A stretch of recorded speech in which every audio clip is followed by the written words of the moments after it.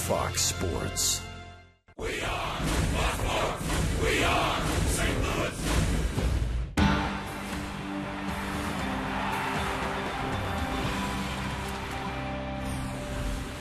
The scene is Busch Stadium. Big crowd expected tonight. Game 2 between the New York Mets and the world champion St. Louis Cardinals. Yesterday afternoon, top of the ninth, and a leadoff double by Andres Torres. Or so we thought. Carlos Beltran did not play, but the former Met says to Mike Matheny, you need to appeal. He missed the bag. Lo and behold, he's right. Matheny and the Cardinals all high fives in a dramatic win. This evening, the lefty Jaime Garcia gets the start here at Busch Stadium, where at home he's been so good in his young career. And against the Mets, a 1.31 ERA in just over 20 innings of work. One blemish, though, Carlos Beltran. Currently, those two are teammates here in St. Louis, and that was back in the 2010 campaign. And welcome to baseball on Fox Sports Midwest. That's Rick Horton. I'm Dan McLaughlin. Now, Carlos is not in the lineup here this evening. Did not play yesterday, but may have played the biggest role in the ballgame. Yeah, he's not swinging the bat very well of late, but he sure did contribute yesterday. What a crazy ninth inning. That's what a good teammate does. So Beltran not in the lineup, but it is Jaime Garcia going for St. Louis. Good things still to come for him tonight. We hope. Down to their last shot. We'll tell you what we mean when we come back.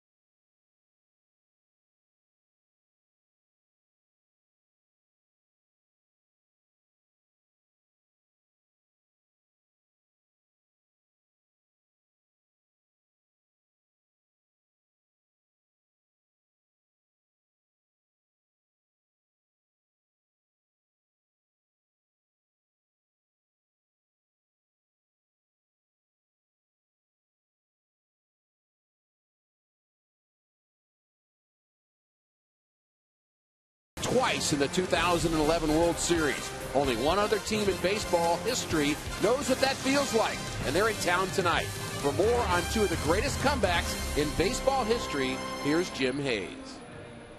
There have been 107 World Series, 107 Fall Classics, 107 different world champions. But there have been two World Series winners that are a little bit different. Two champions that accomplished something rare. And those two teams are playing tonight. Game 6 of the 1986 World Series, the New York Mets, down 3-2 in the series, found themselves down to the Boston Red Sox 5-3 with 2 outs in the top of the 10th. Last chance. Singles by Gary Carter and Kevin Mitchell gave the Mets some life, but Ray Knight swung and missed at the first 2 pitches he saw, and the Mets were 1 strike away from elimination. Boston's clubhouse was ready to bust open the bubbly. The curse was over. Or was it? Knight somehow muscled a single into center, scoring Carter. Mitchell advanced to third, and the tying run was 90 feet away. Mookie Wilson was up next. He ended up with 2 strikes, and again the Red Sox were 1 strike away from victory. But Boston pitcher Bob Stanley threw a ball a little too far inside to Wilson, and Mitchell would scamper home with the game-tying run, and then the ball found Buckner. Little roller up along first, behind the bag, it gets through Buckner. Here comes Knight, and the Mets win it. New York went on to win the World Series, and Game 6 would go down as one of the most exciting and improbable in Fall Classic history. That is, until 2011. The only other team to find themselves 1 strike away from elimination twice and come back to win was the 2011 St. Louis Cardinals. The comeback Cards wiped out 5 different leads in the game. 2 of them were at-bats in which the Cardinals, like the '86 Mets, were 1 strike away from elimination. First, it was David Freese with a game-tying triple in the 9th. Then it was Lance Berkman with an RBI single in the 10th. Then, of course, was the Freese walk-off, placing him among baseball's Rushmore of series-saving home run hitters alongside Mazeroski, Fisk, and Puckett. A crisp 6-2 victory in Game 7 meant Game 6 would be remembered as one of the best ever. So that's it. 107 World Series, and only 2 teams have rallied from deficits in the 8th inning or later down to their last strike twice, forcing a Game 7 and going on to win the whole thing.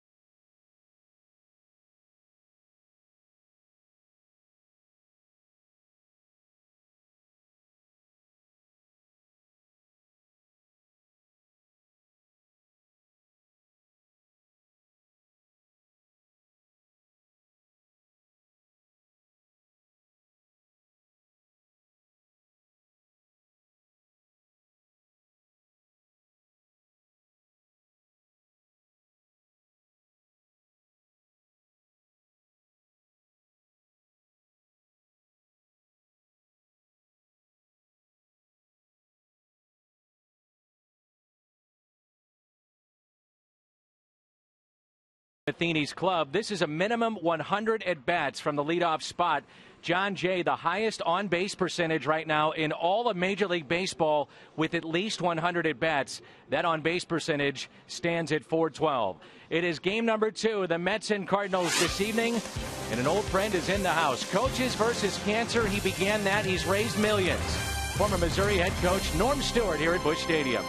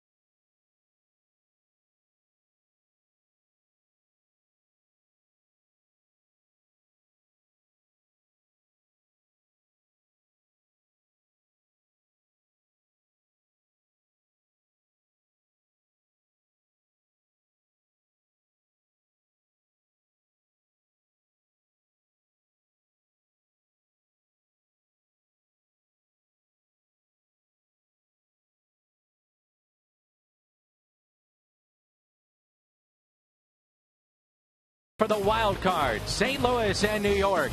And our first pitch on your home of the Cardinals, Fox Sports Midwest. Next.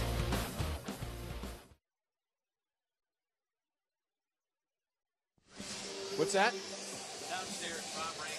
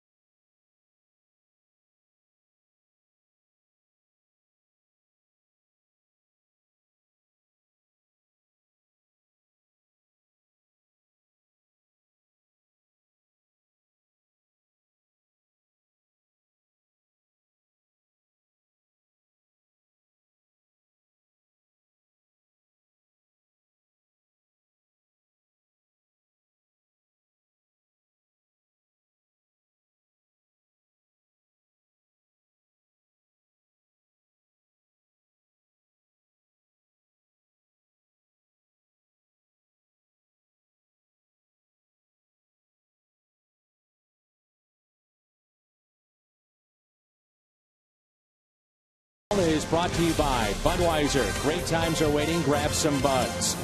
By your Mid-America Chevy dealers, the #1 selling brand in St. Louis. Find us at stlchevy.com. By Dobbs Tire and Auto Centers, #1 for quality tires and expert auto service.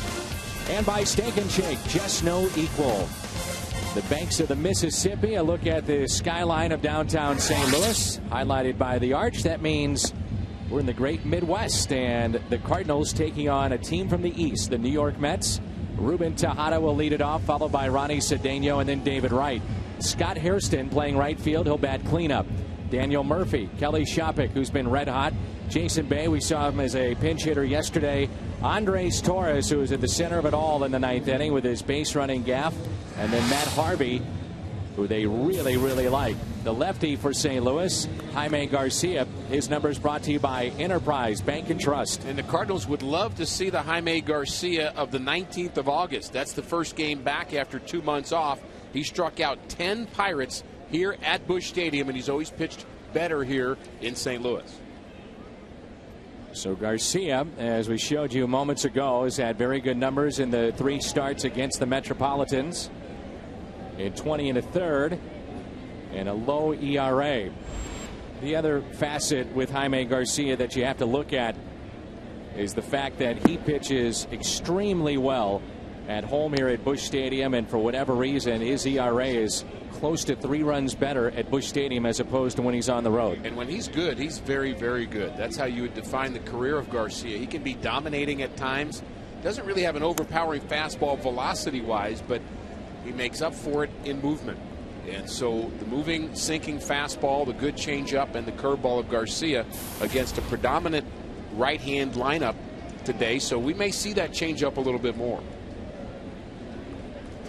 Here's a 1-1 pitch to Tejada.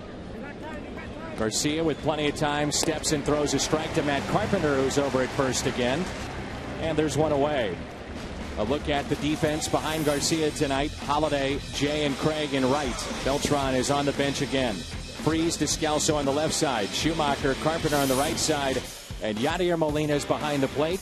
Around the Horn is brought to you by Dobbs. And what a win it was for St. Louis and Mike Matheny yesterday. In a crazy 9th inning, we saw the momentum change really with just one call. One umpire on top of a call. One Cardinal player seeing it, Carlos Beltran. And we went from the tying run at second base to 1 out, nobody on. And what a thrill that was. And that umpire is behind the plate tonight. Dave Rackley made the call at first base. Controversial. Terry Collins got to the ballpark today, met with the media, and said it's still, in my mind, not conclusive to being an out. And he said he had looked at every potential angle that was out there from both telecasts and could not tell if that was touched it first. And there's a strikeout of Cedeno. He can't believe it. And the first of the night for Jaime Garcia. You would think the Mets may have a short fuse with his own plate umpire today. Yeah, I would think so. And that pitch is on the outside corner, just tips the outside corner, and that was a sinker following a good changeup from Jaime. And I would bet we'll have some arguments today. I'm just reaching a bit, but I think we might. Now David Wright, who's as classy of a major leaguer that you will find, and a pretty darn good player as well, as he looks at strike 1 with 2 outs and nobody on the season. He's batting .311, 17 homers, and he's driven in 79. Outfield is deep, straight away. Wright lines it, foul. 0-2. Dimensions of Citi Field moved in. They moved in the walls at Citi Field primarily because of guys like David Wright, Jason Bay. Wanted to try to get their production up, as well as the rest of the offense for the Mets, playing their 81 home dates there. And the home runs have come at a better clip this season for David Wright. Also a byproduct of having success is being healthy this year too. They really studied that, didn't they? They actually took all the balls hit the year before and said, well, what would have happened had the walls been in just a bit more, and they determined their team had hit more warning track fly balls and that they might have won a few more games, so they made the adjustment. Only 3 teams had hit fewer home runs last year. There's a ground ball that's tapped foul. There's also talk that this offseason the Padres, looking at what the Mets did with their ballpark, would do the same thing at Petco and move in the walls there. We will see San Diego later this month. A 2-2 pitch, and Wright hits a rocket pass short and into left field for a 2-out base hit for David Wright.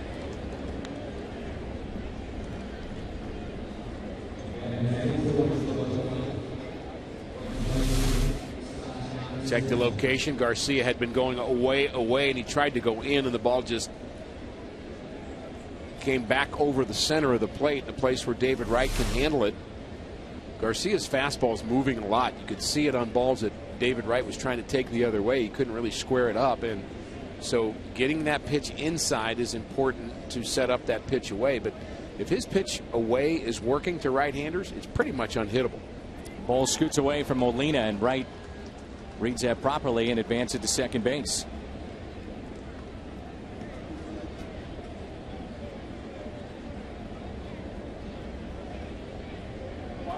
So wild pitch that's charged to Garcia. Get a better look here. God, he tried to pick that with his glove. Unusual. Normally tries to block it. The late sink, I think, fooled him a bit.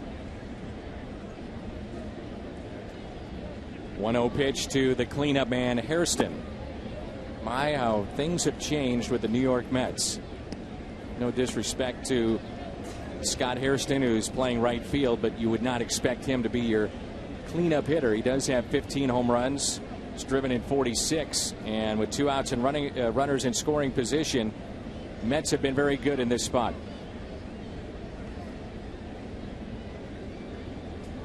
The 2-0 pitch. Ground ball that's hit to short. Descalso makes the play. The Mets will strand a runner, and after a half inning here at Busch Stadium, there's no score.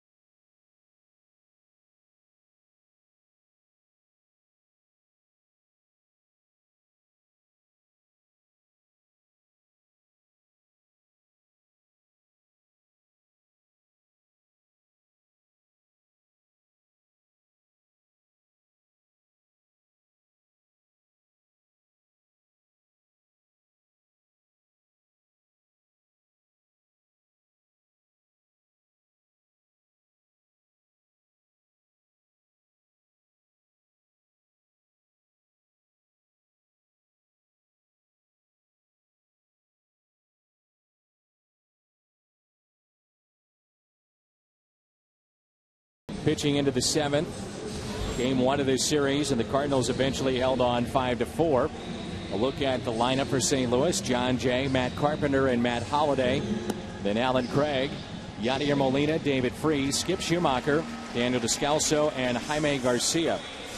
Cardinals face a young right-hander that's had success early on, Enterprise Bank and Trust starter Matt Harvey. And the Cardinals don't change their lineup from last night. They were able to win game 1. Matt Harvey, a little bit different pitcher than we saw yesterday. Harvey is a fireballer.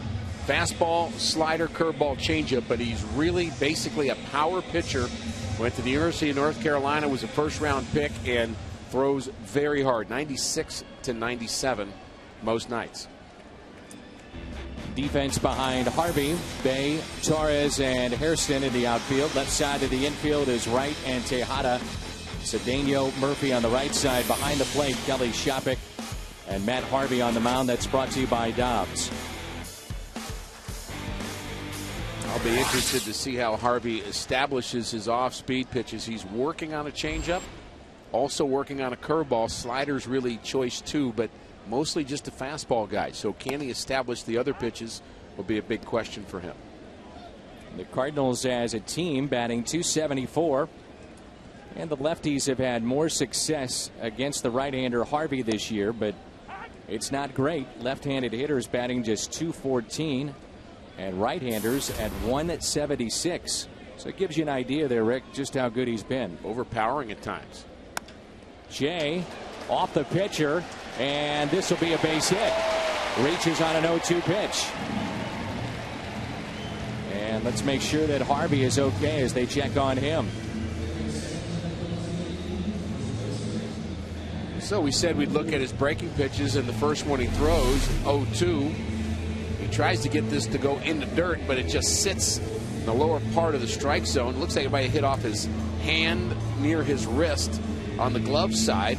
Tries to react quickly, and it looked like it maybe got more hand than glove, and a base hit for John Jay. Already they're out to make sure that he's going to be all right.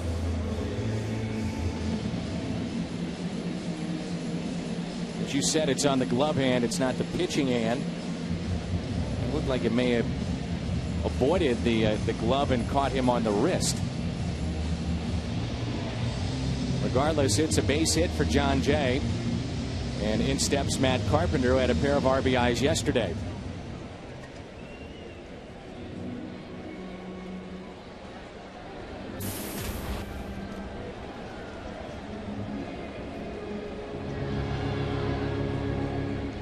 The 93rd game. Majority of the time for Matt Carpenter has been as a pinch hitter, but really has had a solid season. And without Carlos Beltran, he's become more of a fixture in this lineup. Beltran appeared on the pregame show tonight with Jim Hayes, and in his interview indicated that more than likely will give it a go tomorrow, but another day of rest. And you wonder if the Cardinals don't win that game yesterday, would we see Beltran in here tonight? You're getting to that point in the season. You've got to have everybody, you know, all hands on deck, so to speak, ready to play. 1-1. The good option, though, that you have remaining is to have Carpenter in the lineup. He's had such a good year. He's had so many good at-bats. He's been good as a starting player, especially in terms of his average. So you may be losing the power with Carpenter, but in terms of having good at-bats, I don't think you're losing much, at least right now. 1-1 pitch. A little tardy with that swing. 1-2.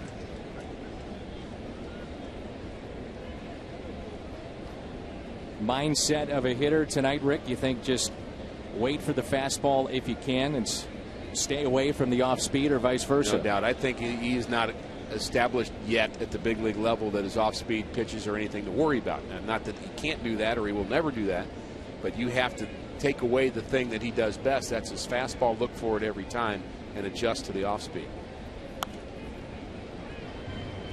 A pitch at 96 from Harvey. He was told after having an outstanding outing as a major leaguer that he was going to have to start mixing in his changeup a little bit more, because this is the big leagues and you're going to have to be more kind of creative. And Sandy Alderson went to him after he got roughed up a bit throwing that changeup and said, hey, you know what? Just do what you do.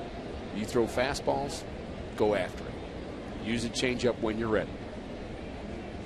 A check on John Jay. Remember the name of Don Carmen, former big league pitcher? He's now a sports psychologist that works with Scott Boras.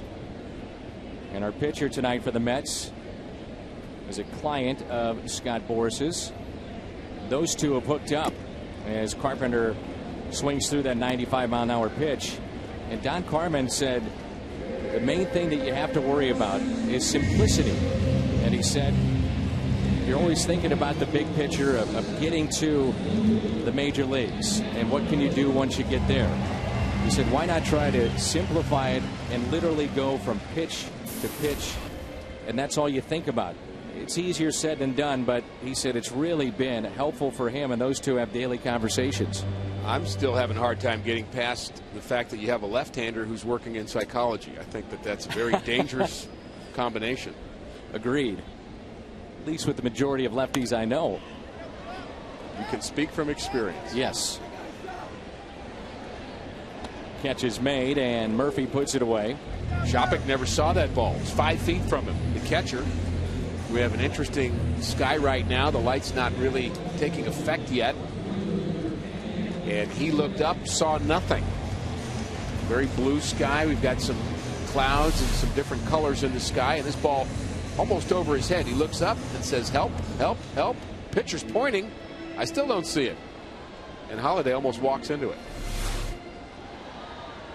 Brings in Alan Craig. Can you explain to me why pitchers are not allowed to catch a pop-up? Because somebody dropped one in 1875, probably. And so they made a rule, and people have just gone with it. All you're allowed to do is tell people where it is. Even when it's right by them, they're getting out of the way so some guy can come racing to the mound. Up a hill, fall on their face, and then make the catch. Can't explain it, Dan. Alan Craig with a base hit to right yesterday off of Bobby Parnell. Turned into an RBI. Cardinals, we didn't think at the time would necessarily need that, and became a tight game late. Eventually they held on 5-4.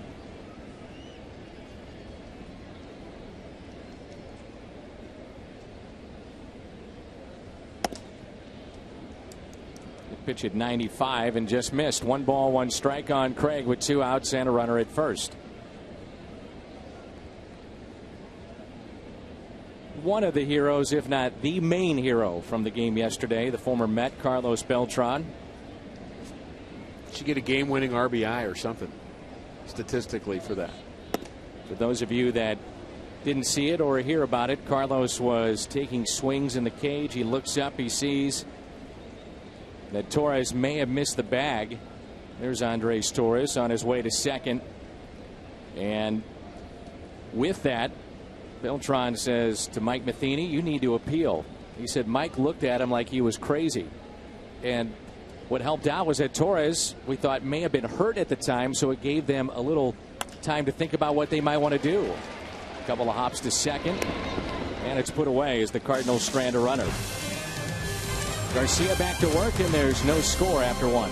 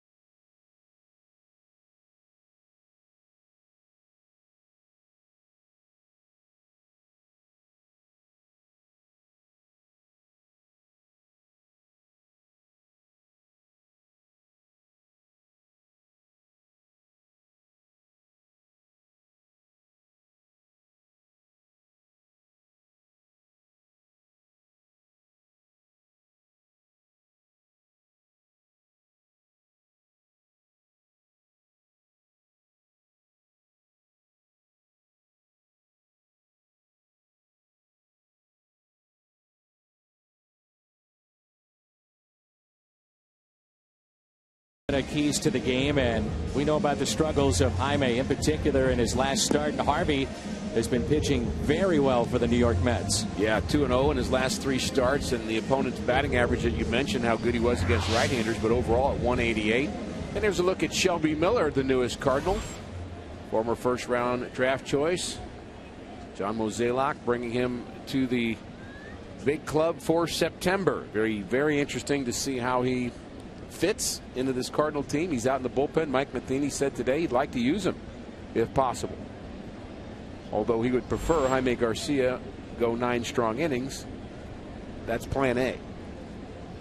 Here is Daniel Murphy, who shifts from second base to first base tonight. The thing with Shelby Miller, called up here in September, he's been starting his entire career and certainly has done that in the Cardinals organization. He was drafted out of high school, and a chance for Descalso to his left and makes the play. So there's two main questions for me with him. How do you use him here down the stretch? And for him personally, something he's got to be thinking about is how you warm up as a reliever as opposed to being a starting pitcher. Yeah, and he's going to have some guys help him with that down in the bullpen. Certainly Dyer Miller will be the #1 coach. He's a guy that has worked with Dyer Miller before in the minor leagues. Certainly Ryan Franklin, who you see on the left, could offer his 2 cents about how to go from starter to reliever. Been at the ballpark the last couple of days here. And he's doing some special assignment work for John Mozeliak. That's taken low at the plate. Kelly Shopik. Ryan Franklin, by the way, the last Cardinals closer in the last 10 years to have 5 or more saves that lasted more than an inning. Jason Mott has added his name to that list. But remember, Franklin a lot of times under Tony La Russa was extended in his outings and not the prototypical closer that we've seen in the past. And he had a couple of outstanding seasons, didn't he? I mean, he was just lights out, especially the year he was in the 8th inning role. And then even as a closer, first couple of years, just outstanding numbers. And then when it goes, it goes. And opened the door for Jason Mott and Mitchell Boggs and even Chris Perez at one point to have this little who's going to be the guy. And it's ended up being Jason Mott. Fernando Salas was a part of that as well. That's in the dirt. 3-1 on Shopik. Homered here yesterday. He has an interesting observation. He said that I don't know this league. I don't know the pitchers. And I think because of that, it's helped me at the plate. I don't think as much. I just react. So Boy, you can get into a situation where you're watching so much video, and he said you outthink yourself of what you're supposed to do at the plate. Well, if you're thinking too much at the plate instead of reacting, then you're in trouble. You have to find a way to get information about pitchers into your head at some point and then just use it naturally. A fly ball into right. Alan Craig is there. And there's 2 outs.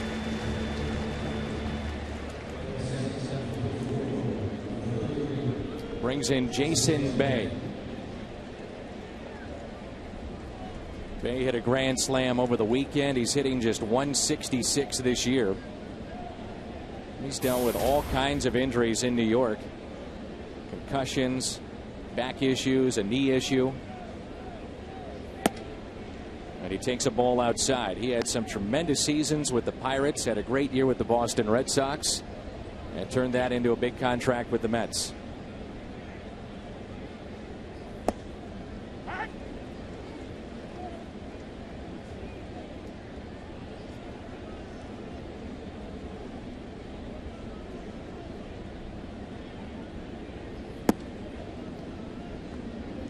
Two and one. Hitting just 166 with 7 home runs, Jason Bay, and he's really become kind of a easy guy to kick for New York fans. He chops it left side, and this rolls back into fair territory, and a base hit. Nothing you can do about that. 2-out hit for Bay, and it brings in the switch hitting Torres. Just might receive a standing O from the folks here at Busch Stadium.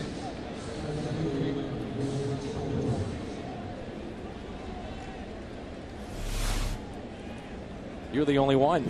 You're standing up and clapping. Well, that's one of us. Just trying to follow your lead, Dan. You know, in talking with so many people that are around the game day in and day out, they'll tell you they've seen that before, that play at first base. Yeah. They also will tell you that if it's called, it is a blatant miss of the bag. I mean, it's not even close. You and I could see that from up here. And watching on replay, I still can't tell as to whether or not he touched the bag. No, we saw multiple replays of it, and Torres actually said today that he didn't make a big deal about it last night. He felt he touched the base, but you know, he's kind of argued it before, and he thought it would be fruitless to argue it. But he claims that he touched the base. In fact, he said, if I'd have missed the base, and I've done that before too, I would have just gone back. If I thought I would have missed the base, I'd have gone back. And so that's his version of that, and I believe that it's very possible that he kicked the base with the inside of his foot. And it's such a very kind of minute detail to be able to see that on the replay that I don't think we'll ever really know. But the point is, it was close enough that surprising to a lot of people that the call was made. Forced play at second. You do have to give the umpire, though, credit. The replay, you could see he was right on it and looking at the foot as to whether or not it touched the bag.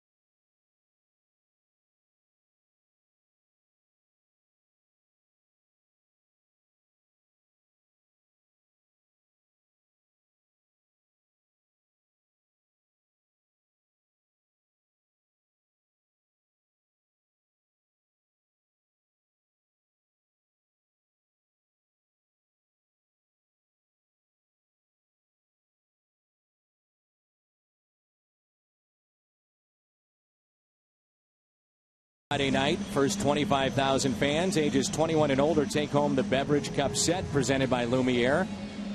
And we should remind you that tickets this weekend, Friday, Saturday, and Sunday against the Brewers after the off day Thursday, there are tickets available for just $9.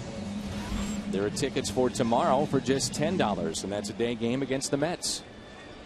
Cardinals were able to get to a young pitcher yesterday early, which I always think is an important thing with a young pitcher. Make him believe that maybe he's not as good as he thinks he is when he's young, trying to find his way. Don't let him get on a roll, have 4, 5, 6 solid innings, then he's going to feel like, hey, I got this, I belong here. Make him doubt in the early going. So I think this inning with Molina, Freese, and Schumacher would be a good inning to have some damage done. Outside, taken by Yadier Molina. He's batting .322 this year.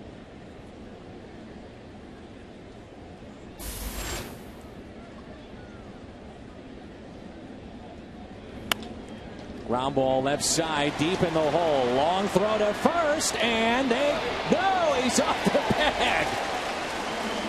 Oh, here we go again.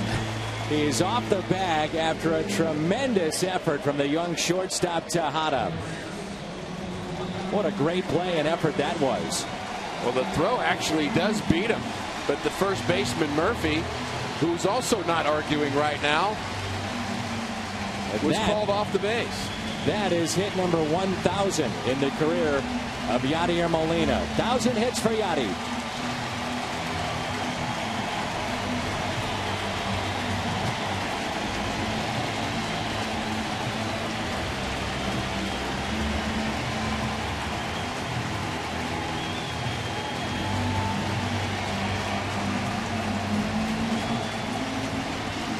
He appears very humbled by the moment.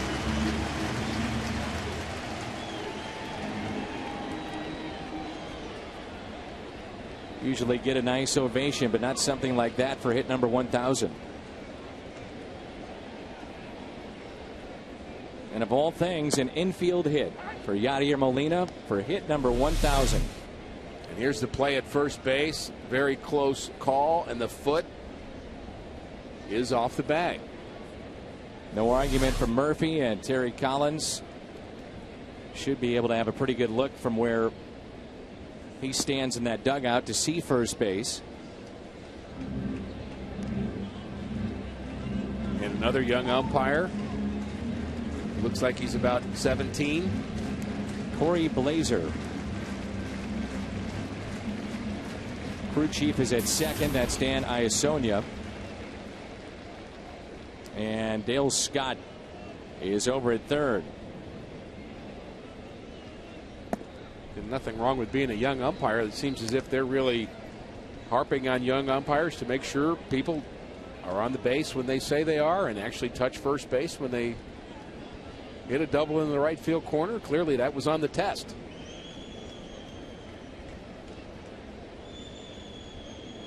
The 2-1 pitch to David Freese. Though the real test is riding on buses in the minor leagues from city to city and getting booed everywhere you go in small town America. Find it interesting that an umpire has to visit with one reporter, a pool reporter, after a game to get his thoughts on that play, but yet a player first game makes a mistake, costs you the game. He's got to answer to everybody in the media. Not sure that's the way it should be. There's a base hit into right.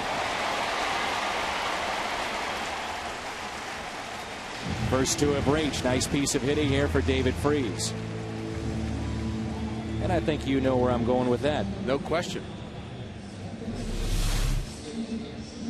But first, let's look at that hit for David Freese. He takes it the other way. And again, you got a pitcher throwing a slider here, which is not his best pitch. And Freese off balance, but gets a good part of the bat on the ball. And just to get a little movement, a little action going against this young pitcher in the early going. Again, I think that's very, very important. And the question here is, will Schumacher bunt? David Wright, the third baseman, is thinking that he might in on the grass. Expecting one. Now he's backing up. Schumacher with a home run yesterday. Fouled back. But your point about the umpires only having to face one reporter, and you know, it certainly minimizes the information that comes out, which I know Major League Baseball is hoping to do. They don't really want every question and every play dissected every single night. The umpires get that in their training, of course, but I think they're just trying to control the negativity that umpires have to deal with.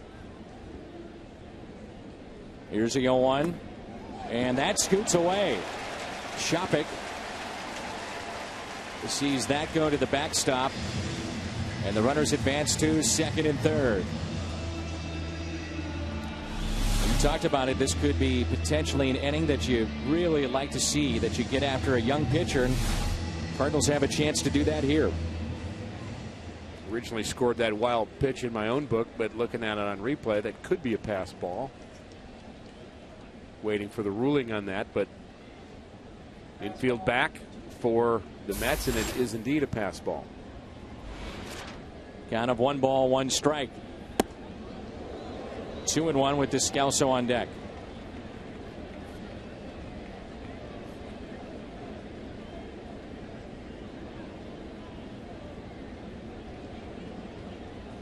Fundamental baseball needed here. Just a ground ball to the second baseman.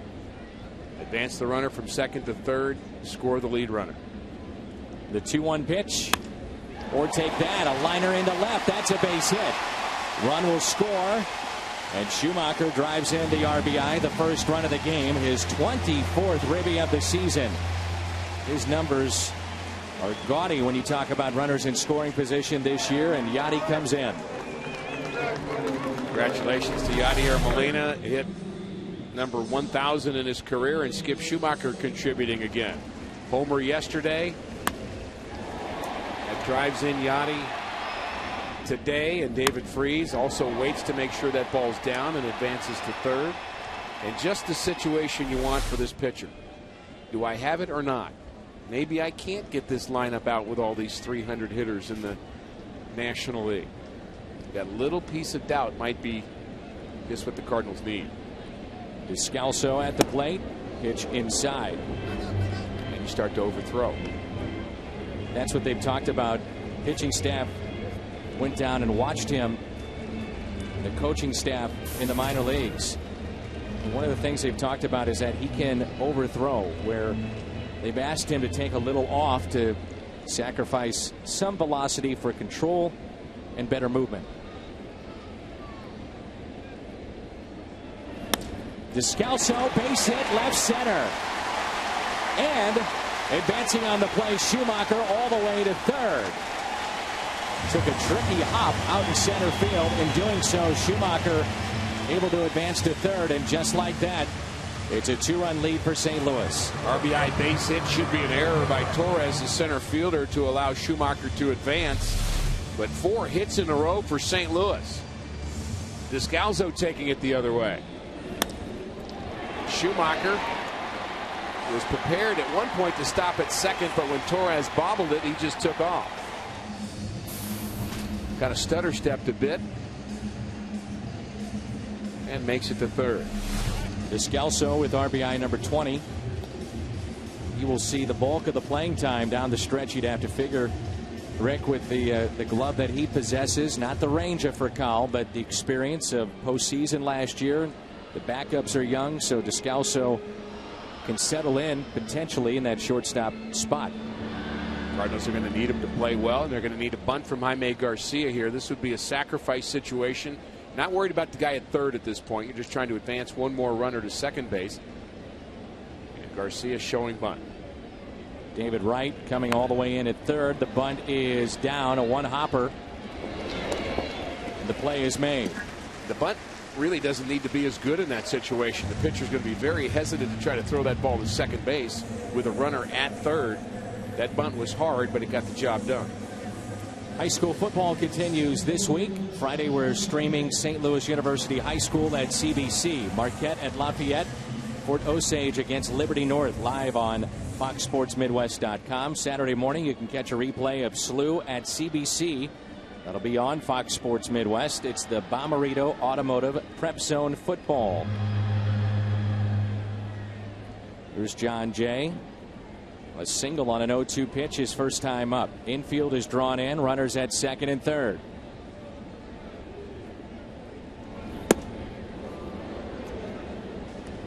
He's done that with those lefties. That fastball that rides in on the lefties, backs them off the plate. We've seen that Descalso stayed on a pitch. Same thing with Schumacher. Yeah, the fastball that's riding off the plate is riding too much off the plate. He does not have the command he would like to have. He really likes to get his strikeouts up in the zone with his fastball. You think about Lance Lynn when he was pitching well and throwing that riding fastball. And that hit him. Boy, we've seen that a bunch lately. That's the third time that Jay has been hit in the last 4 games. Got a magnet in his pocket or something?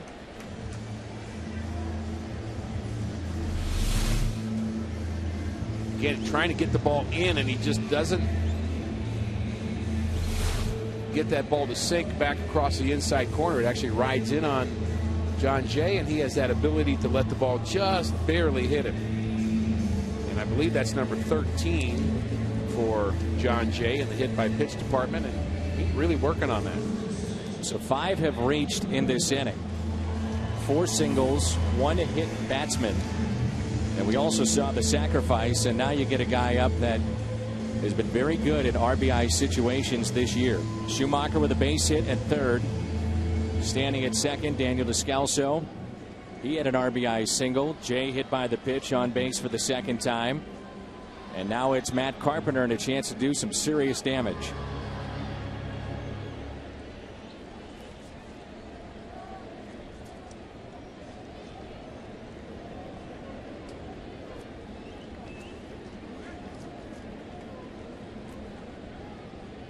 First pitch to Carpenter. Driven into left center field. The catch will be made by Jay.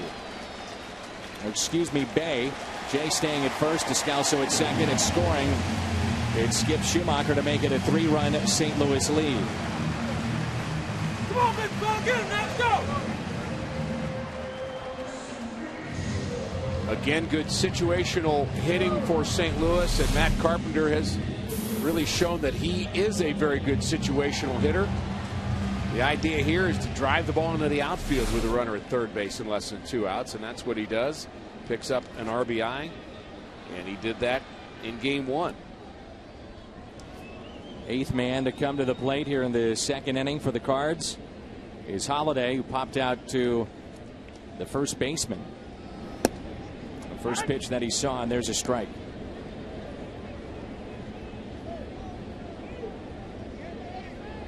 Two outs, runners in scoring position, hitting just .214.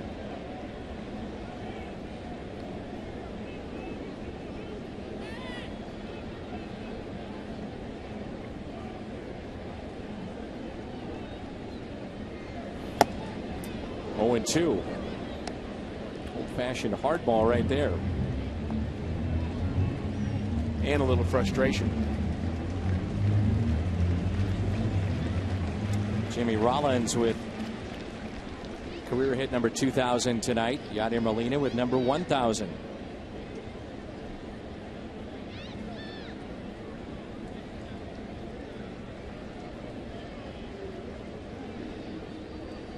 Here's the 0-2.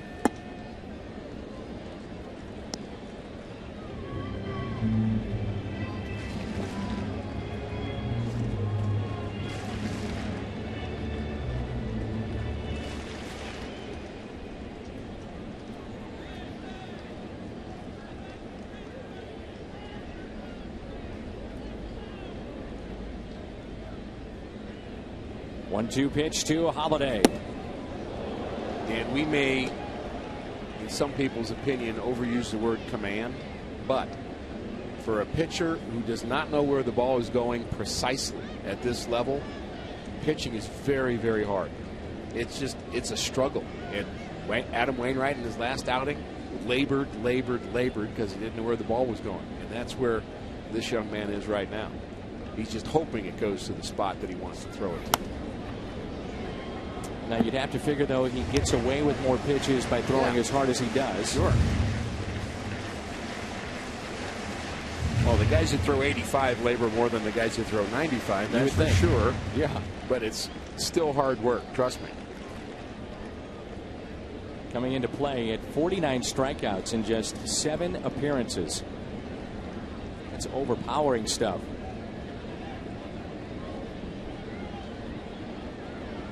They figure he'll make 2 more starts, which would then give him around 10 this season. You include tonight, depending on if he gets 1 or 2 more after this. And opponents are hitting under 200 against him. High fly ball out to center. And Torres is there. Cardinals strand 2. They pick up 3 here in the bottom of the second.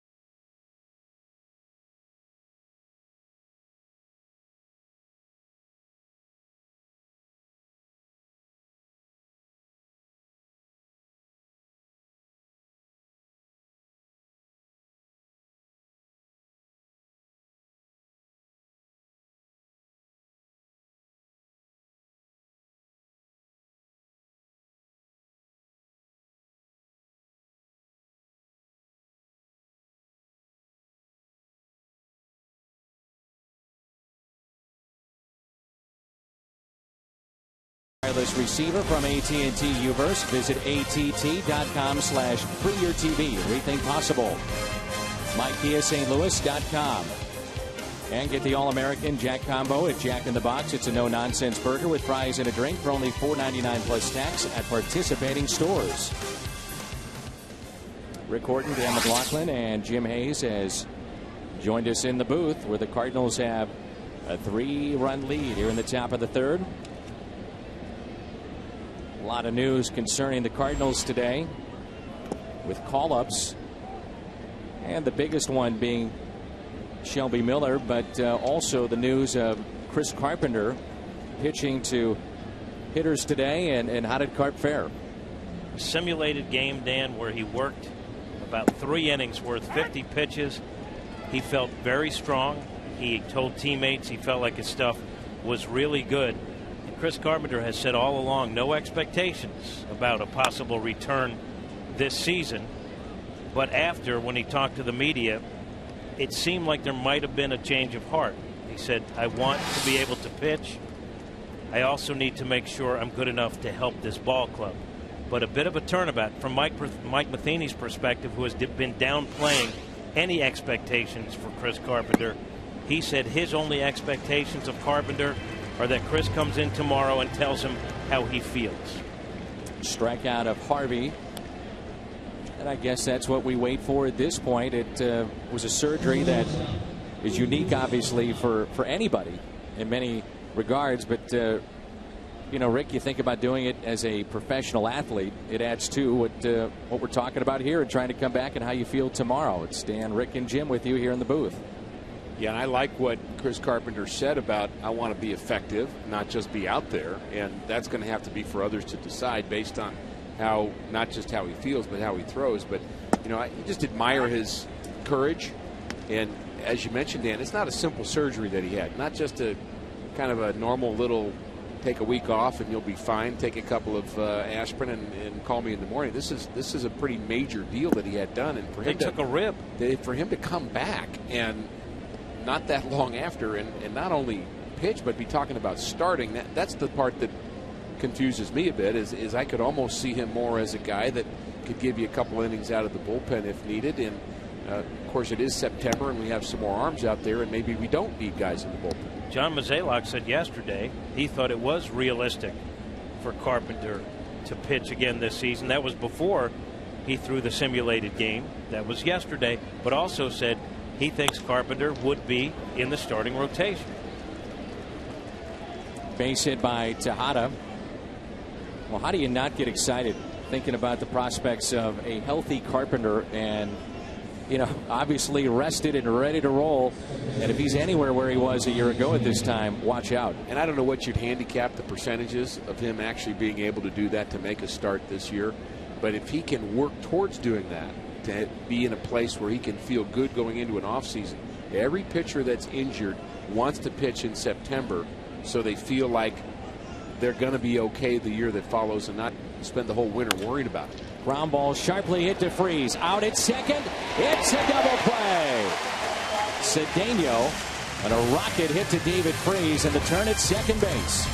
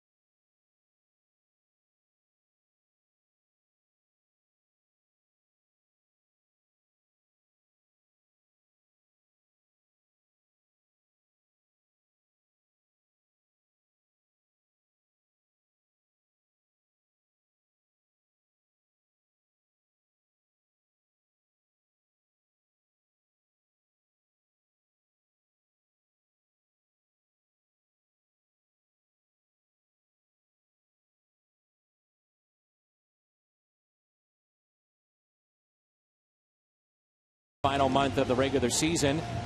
All your favorite devices will carry ball games in HD. Any game you want to watch, you'll find it. MLB.tv at Cardinals.com. Jim Hayes is with us. We're talking about Chris Carpenter and his possible return to the rotation, not out of the bullpen, but the rotation is what's being talked about at this point.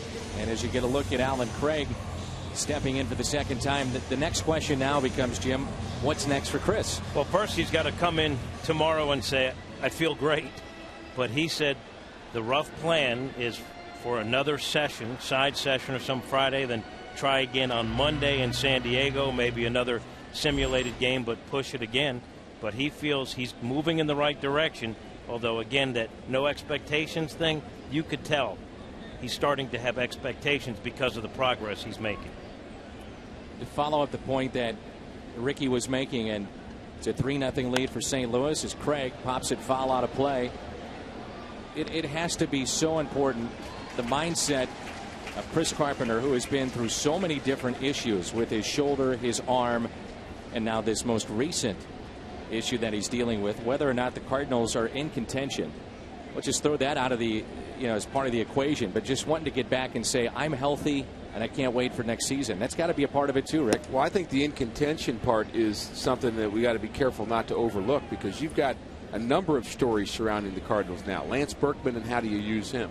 Chris Carpenter, and when and how do you use him if healthy? Shelby Miller, we want to get him some experience because he's our #1 guy. So how do we use him and develop him? Well, you're trying to win a pennant race. You're trying to win a playoff spot.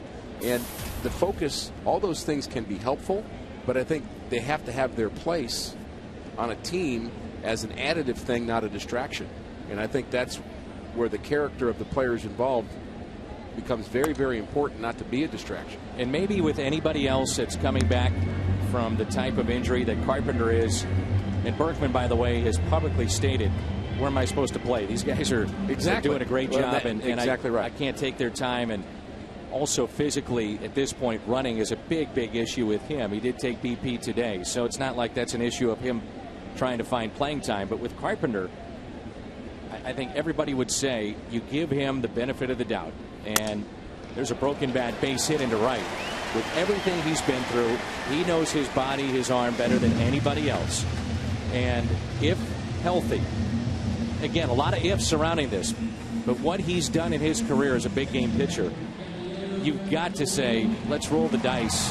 And if he thinks he's all right to do it, let's go for it. And we have definitive proof that Alan Craig did, in fact, touch first on that base hit. I still saw some breaking news. Sand kick up, as Carlos Beltran says. That was the tell for him. Dan, being on the road, and when Chris Carpenter started going on the road with the Cardinals and started getting back into the physical workouts and getting himself back into shape, he did it with such commitment. Not just a guy who is trying to shed some pounds and stay in shape. Even back then, you could look at him and say, I wonder if this guy's thinking I'm coming back this season. And apparently, it might have been bouncing around back there. Be an amazing story if he does, and all signs at this point do point to him doing that. Hit and run was on, and it's popped foul out of play as Craig will retreat back to first. It is an amazing story to think that he might be pitching for the Cardinals this year. Well, and you throw his age into it, and I think that factor makes it even more amazing. That, if you're a young 22-year-old kid trying to make a team and trying to make a name for yourself, and you're going to heal a little quicker than a guy that's Chris Carpenter's age. So just really phenomenal the price he's paying to try to get back on the mound this year, and certainly his competitive nature is helping him out. And again, giving some hope to the Cardinals, and perhaps, as an aside, putting some pressure on the other starting pitchers, because who do you take out? No question. But when you see Chris Carpenter, again, he's not a 22-year-old running stairs in a stadium on the road in 100-degree heat. It tells you something about what he puts into his conditioning and his rehab. Here's a 1-2 pitch to Yadier Molina. Popped up a mile high. Shortstop Tejada puts it away for the out. Craig back to first base. Just joining us, Yadier Molina earlier tonight with hit number 1,000 of his career.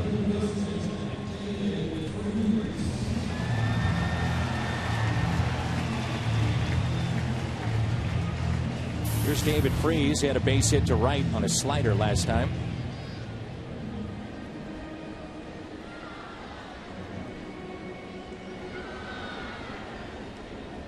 I was talking to Lance Berkman before the game, and I said, if they came to you and said, hey, we need you to start, play a full game, do you feel physically you'd be up to that? And he said, yeah. He said, I did it when I was rehabbing in the minors, and I feel like I could do it now. The question is, could he do it back-to-back days? With Alan Craig playing so well, obviously you don't need that, but where do you fit Lance in? 0-1 the count on David Freese. I think you see him as the left-handed pinch hitter with some pop in situations where you need that. A right-handed pitcher, especially because that's where most of his power is, but you also recognize that if he gets on, you're going to need somebody to run for him. Sure. That's what Mike was talking about. Adrian Chambers could do that. And we talked about all the Cardinal call-ups, but the Mets have brought up half of Manhattan, I think, in their bullpen. They have got a huge crowd out there, so they're going to be quick hooks, I would say, with all their pitchers. They don't need to wait very long because they've got a lot of guys they're trying to look at.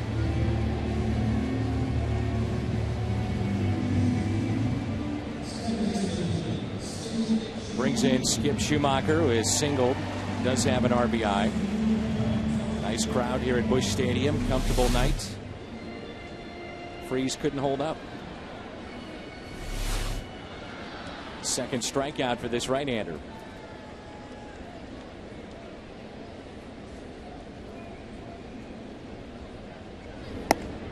I know Cardinal fans are excited to see Shelby Miller at some point. You guys talked about the fact that he is live out of the bullpen tonight, should that need arise.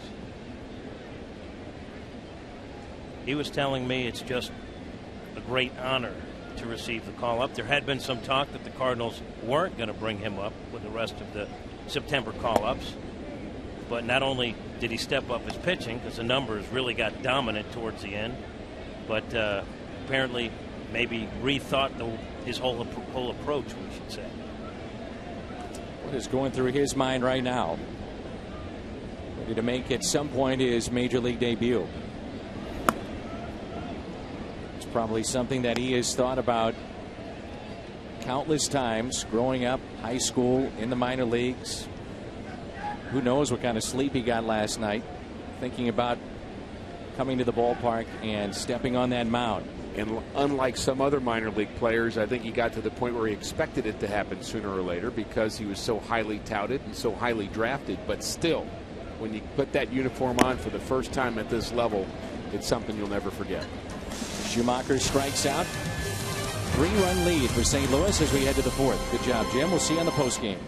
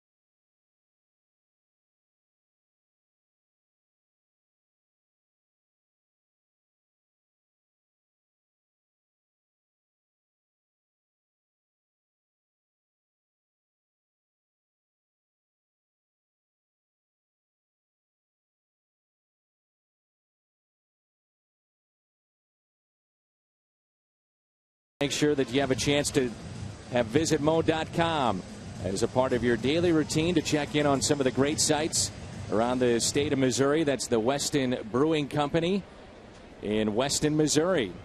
Visit Mo.com. Find out how they make the brew. It's one of the first lager breweries in the United States. Weston Brewing Company in Weston, Missouri. Award-winning suds that will please anyone's palate. Find out more at visitmo.com.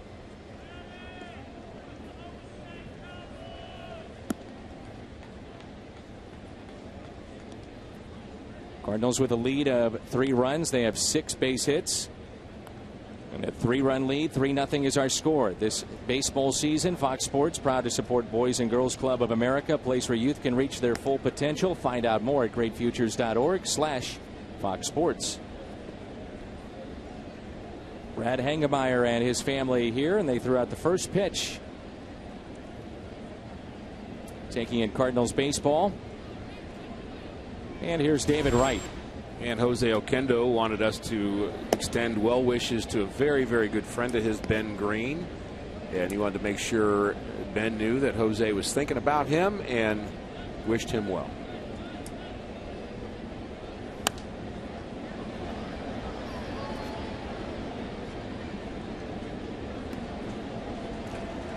There's Jose. And if I would have thought one person would have noticed that Torres did not touch first base, that would have been my choice.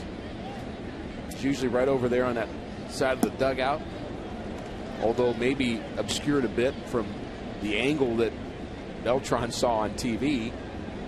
But really, you know, the bench's job is to watch for that as well, and also the first baseman. And when somebody goes by you, that's your job. Make sure they touch the base. Now, how often are they not going to do it? Not very often, but you got nothing else to do.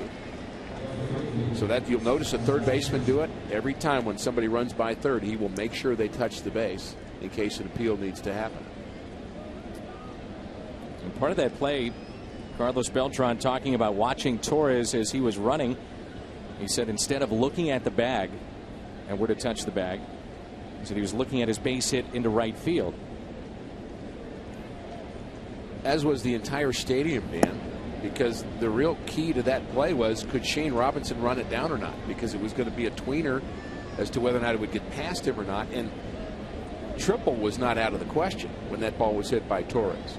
Robinson did a nice job running it down, and that's where all of our eyes were. A base hit out to left off the bat of Hairston. And Rick, of all people to pick that up, the former Met, Carlos Beltran, who has had a tenuous relationship, I think you'd have to say, with the fan base. And in many ways, Carlos Beltran will always be remembered in New York for watching a called third strike on a nasty breaking ball from Adam Wainwright October night at Shea Stadium. Mets and Cardinals, Game 7, the 2006 NLCS, and the rest is history. What people forget is the entire body of work that Beltran had in New York, which was terrific. And then when you think about the year that he had in 2006, he could have been the MVP of the entire league. Well, there is a very strong what have you done for me lately element playing in the East Coast. Really, that's the way it is in baseball and all of sports, period. You want to have continued production, and then you're going to give it to somebody else who's producing better. That's just the way it is. Players know that. But in New York, it gets hostile really quickly. And remember, it was Beltran that had what later was proven to be a fair ball in the Johan Santana no-hitter against St. Louis. That was Beltran's ball that hit the line down third baseline. Are you saying we're even? Well, if you want to mix and match these two, why not? Cardinal fans would take that right now, I think. No question. In a game we couldn't win anyway. You know, Mets get their first ever no-hitter in franchise history. The Cardinals get a much-needed win. No question.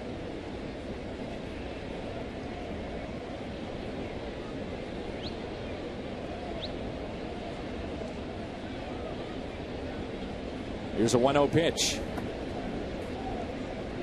We'll see Adam Wainwright tomorrow against R.A. Dickey. Day baseball here at the ballpark. Could be a fun matchup. R.A. Dickey, some believe the front runner for the Cy Young Award. Years past, Wainwright's been part of that conversation. Had a rough outing on Friday We'll try to turn it around tomorrow. 2-0 the count on Daniel Murphy with one out, runner at first. Ground ball up the middle, base hit. Hairston will stop at second base. Busch Bash is this Friday night. Get to the ballpark early out in the Ford Plaza. Tom Pagnozzi, Bernard Gilkey. Former Met and Cardinal Bernard Gilkey will be here. Tom Pagnozzi, still a season ticket holder of the St. Louis Cardinals. Cardinals.com/promotions. Tom, living in Arkansas, makes the trip to St. Louis. And here's another catcher, Kelly Shopping. Oh, he's great to be around Tom Pagnozzi. Fun at our Legends camp. One of the guys that the campers always ask for because of his sense of humor. He connects to fans so well. Long line of very good Cardinal catchers. More than likely we'll see Josh Thole catching R.A. Dickey tomorrow.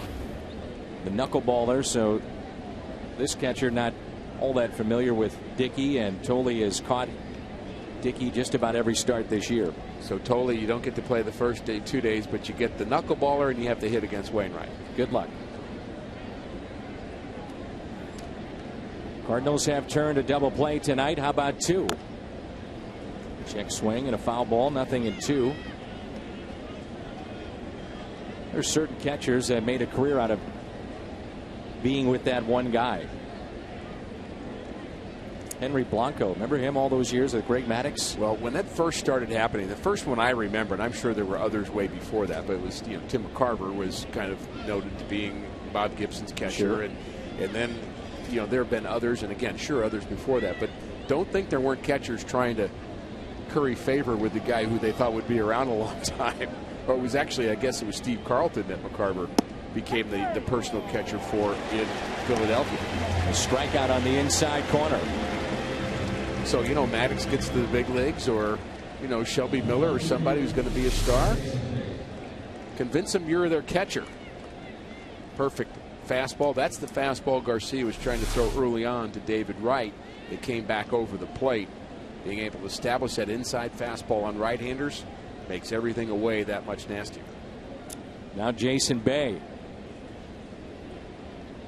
Runners at first and second. Coming into this season, 18 home runs in 2 years with the Mets. And that's the total that he had. And that's half of what he hit for Boston in 2009.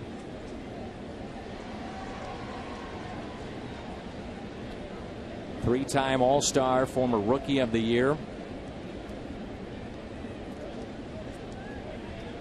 0-1 pitch. Only 5 Canadian-born players with more hits than Bay. Larry Walker, Jeff Heath, Matt Stairs, Terry Poole, Jack Rainey.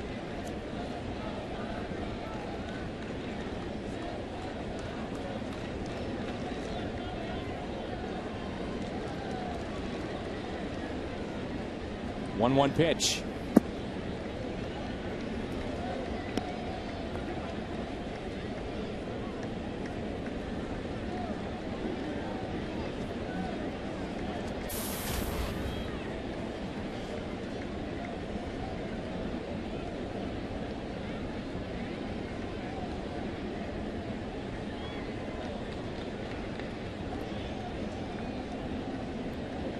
Three times more than 100 RBIs. 4 times over 30 home runs. Just amazing. You think about Nate McLeod being a Pittsburgh star, then going somewhere else and losing it.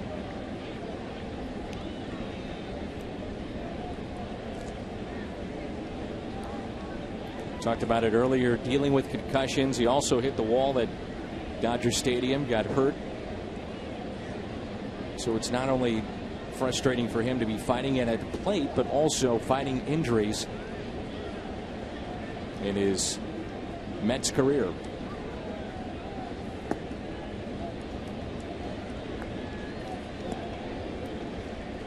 Three balls and one strike.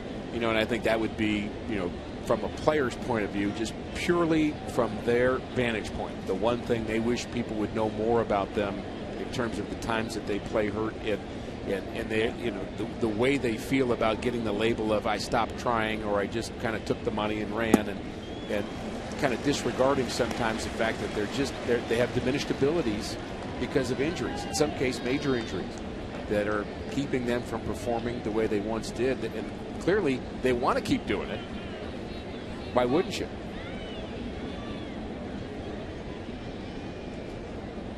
Runners off with this pitch at 3-2. And he got him. It's a strikeout on the inside corner, and Bay has words with the home plate umpire. Garcia winds up striking out the side to go along with a couple of base hits allowed here in the fourth. Bay didn't like it. Garcia does. 3-0 St. Louis.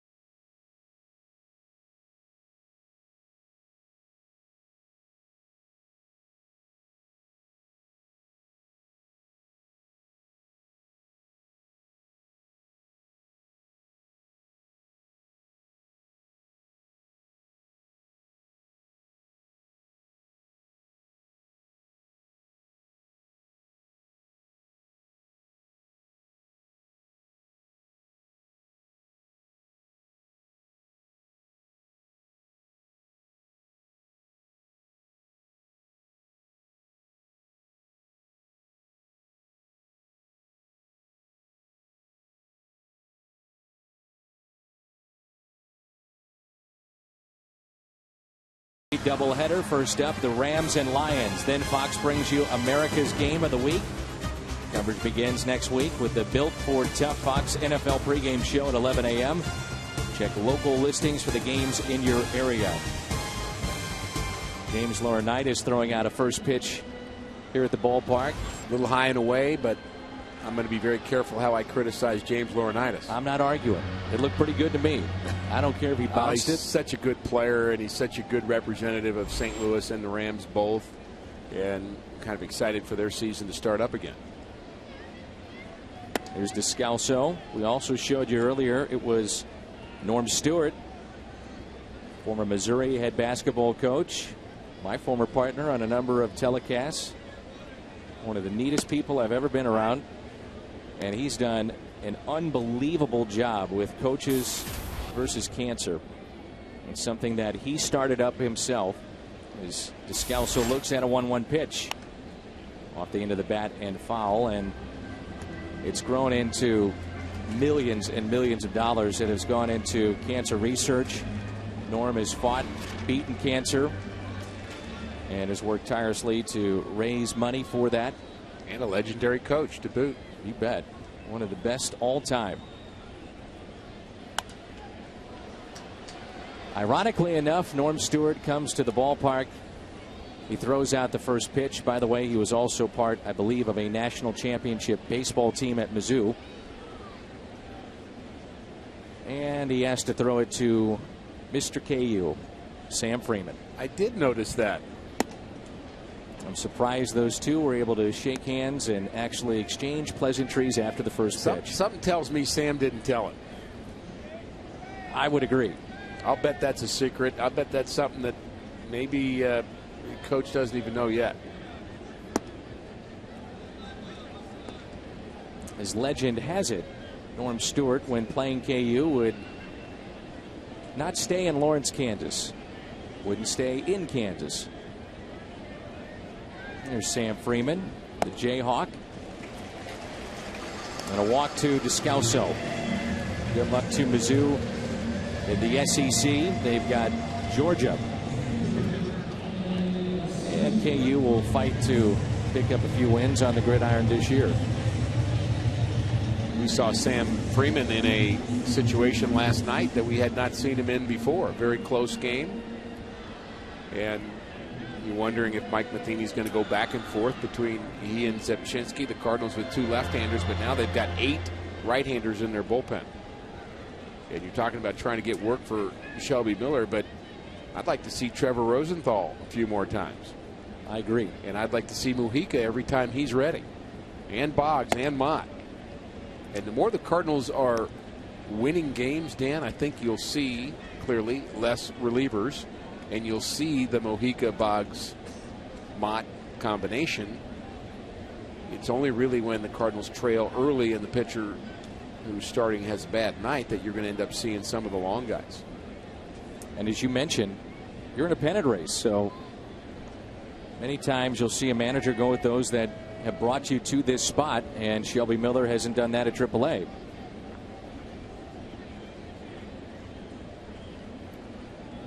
Where the Cardinals have had success, it's guys like Kelly, Carpenter, Rosenthal.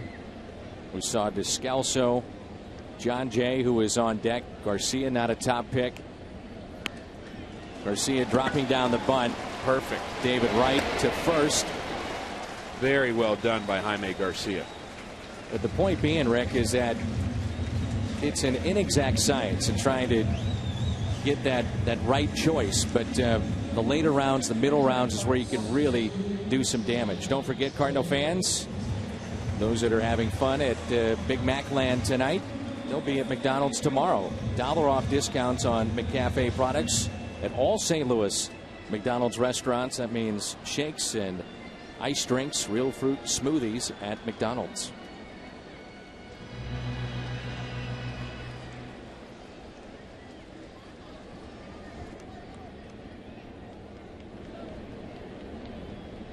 Runner at second base for John Jay.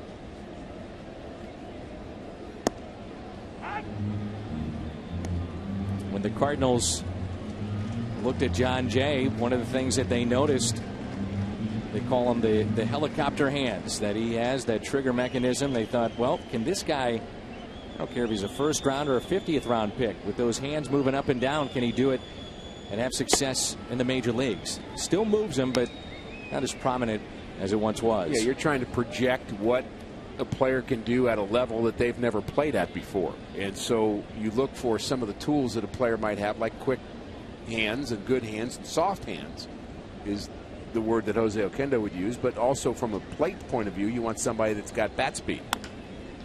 And here's a ground ball hit to the right side. Runner advances to third base.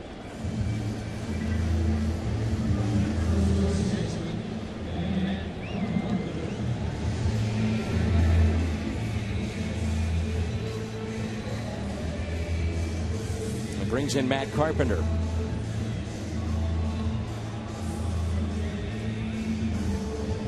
It's amazing what guys will sign for as well when you're not that top draft choice. And for Carpenter and others, a few $1,000 and they're playing pro ball. Well, if you're in the first 4 or 5 rounds, you act like I might sign, I might not. Call me tomorrow, call me next week. You're in round 6 and below, you just say thank you very much.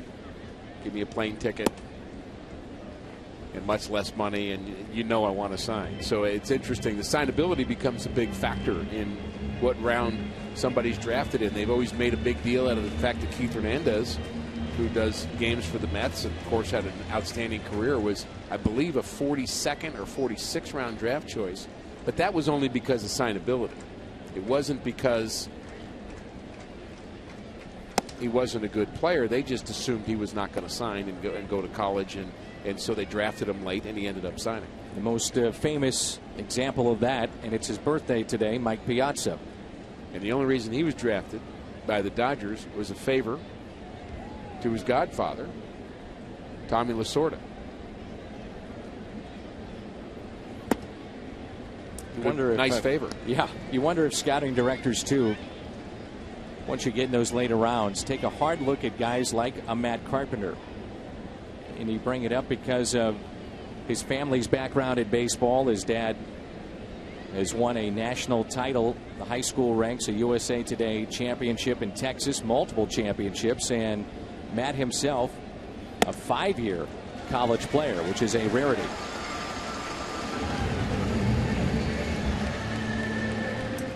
Say, well, background's got to be pretty good. Let's take a chance.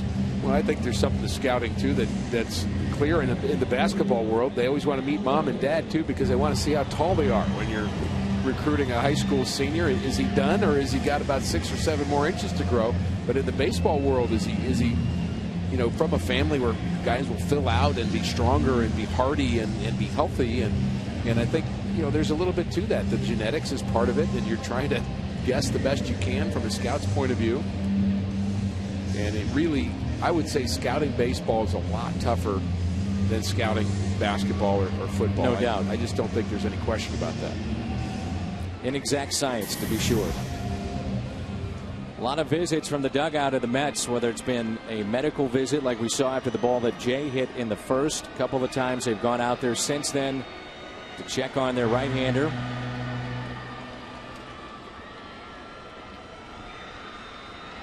Cardinals have out hit the Mets 6-5. They lead it 3-0. Runners at first and third.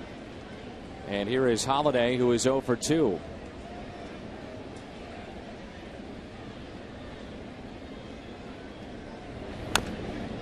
A foul ball.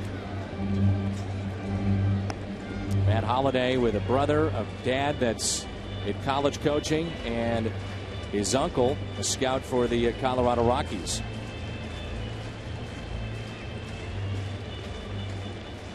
But nobody has the baseball family thing down like the Mets right fielder Scott Hairston.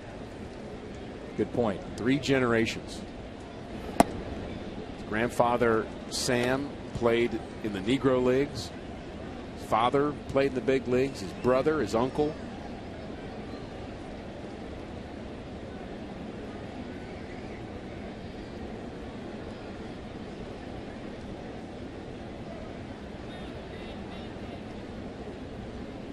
Here's a 1-1 pitch. Back Scott Hairston's father, Jerry, who was a teammate of mine for the White Sox, played many years in the big leagues, but his father, Sam, was the first African American to play for the Chicago White Sox.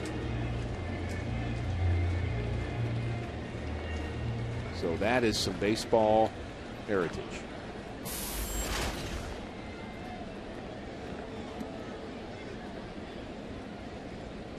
The 2-1 pitch. Out of play.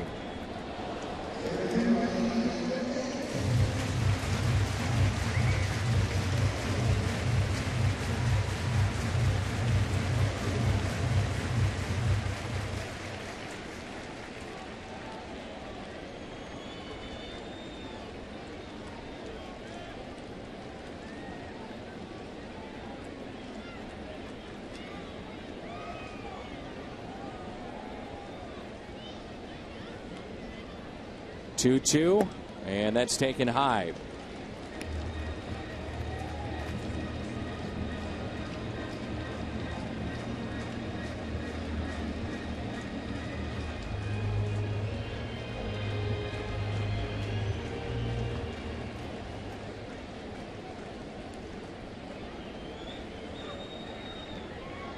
Runner at first off with this pitch.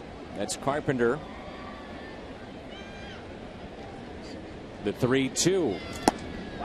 And that's a strikeout of Holiday, and he can't believe it.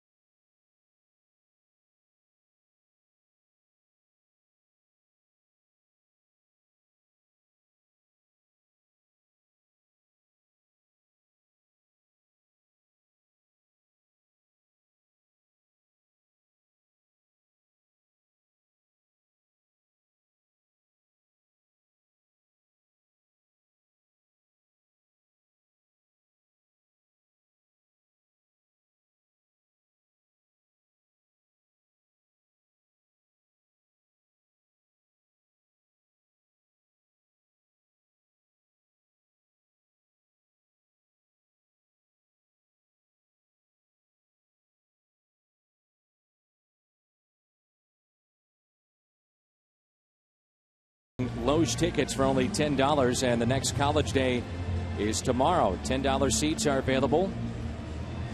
Cards and Mets. Get your $10 tickets at cardinals.com/college.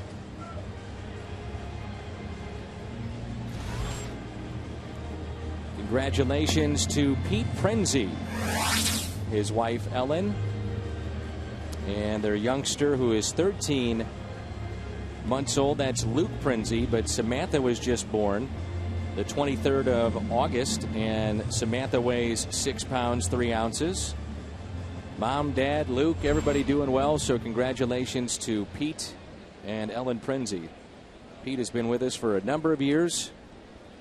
Good guy, and congratulations to Pete and his wife.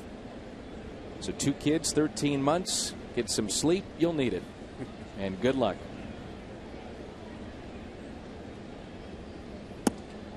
And that is a strike to Andres Torres, underway here in the top of the 5th. Baltimore is a game back of New York, and the Yankees currently are losing.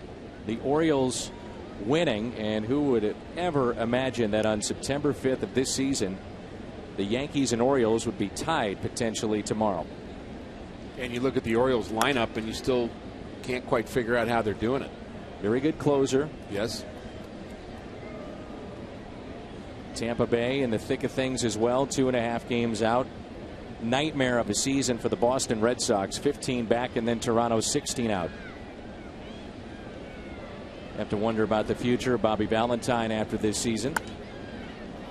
As Torres hits it in the air to shallow right, and coming on to make the catch, Alan Craig.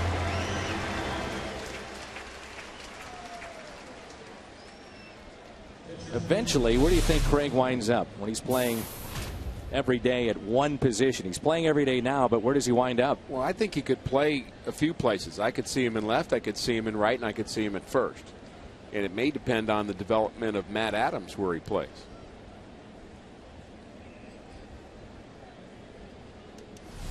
I liked what I saw of Adams in spring training. We did see him called up this year, and Adams had his season cut short. He had elbow surgery. Not expected to be serious, more of a cleanup, and should be ready to go by spring training. Harvey with a fly ball into center.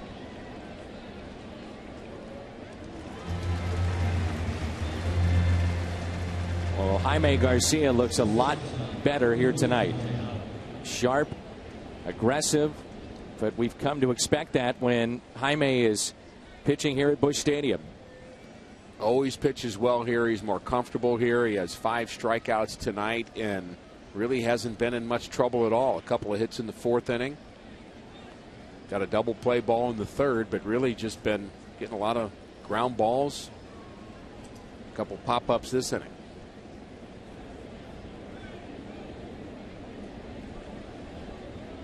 And with 2 outs, top of the lineup, Ruben Tejada. Young player, 22 years old. Loss of Jose Reyes, so he heads to the Marlins, and Tejada now their everyday shortstop. Falls behind 0-2. He singled back in the 3rd and also grounded out.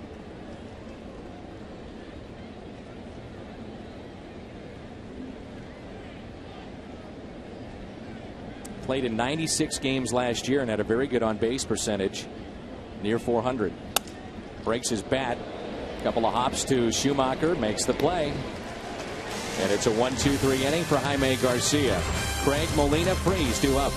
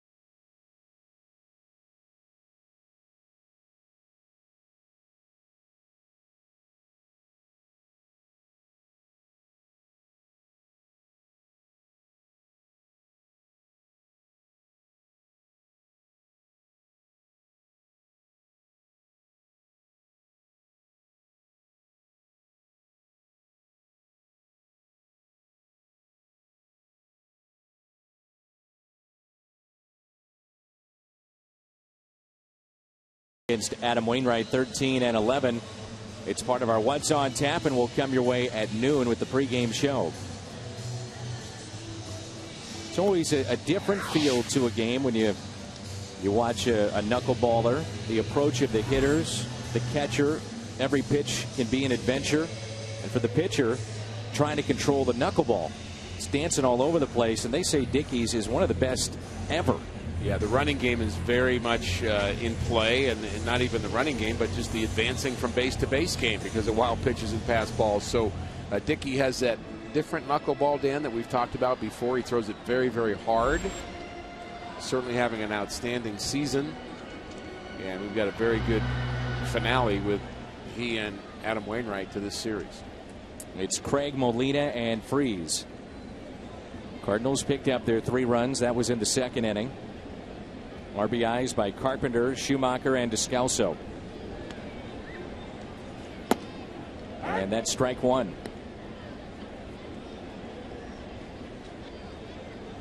Slider has improved as the game has worn on.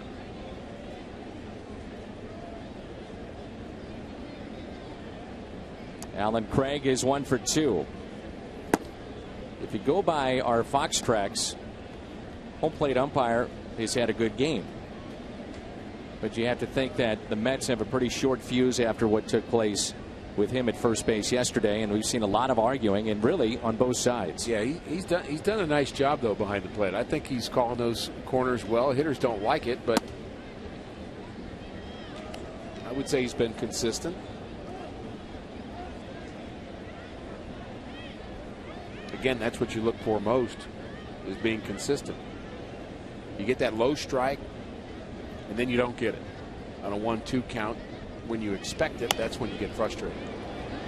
This is popped up, and the pitcher better get out of the way.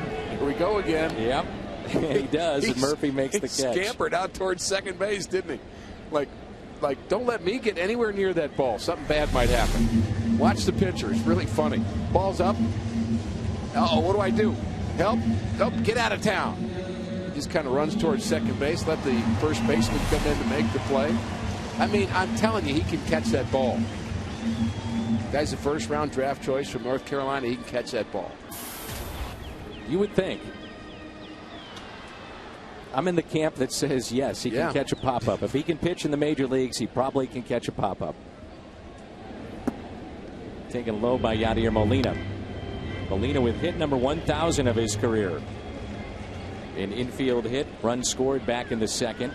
They give you all the line drives up the middle. They say you can go ahead and try to catch those, but not the pop-ups. I would guess the idea is, okay, he's your traffic cop, so to speak, so that your first baseman and third baseman aren't supposed to collide like what happened last year for the Mets, and then you have an injury where your big slugger's out. And that was a bad deal for the Mets, no question about that. And you do have that job. And the assumption is a major league fielder is going to be probably a better fielder than your pitcher.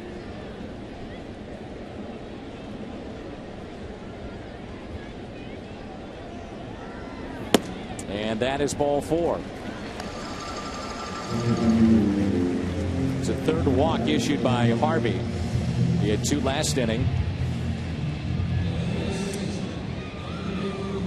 Third overall. Big Cardinal fan, Sky Washburn, resting comfortably tonight and enjoying Cardinal baseball. Nice note from Sky, and she says that David Freese is her favorite player.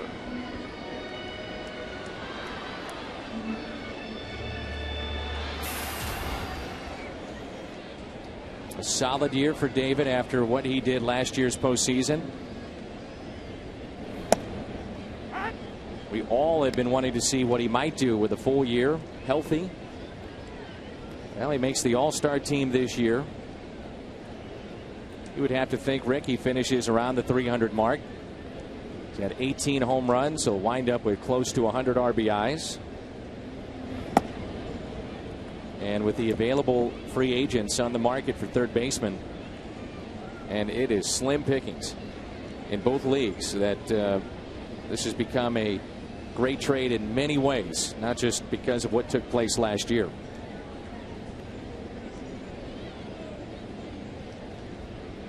1-1 pitch.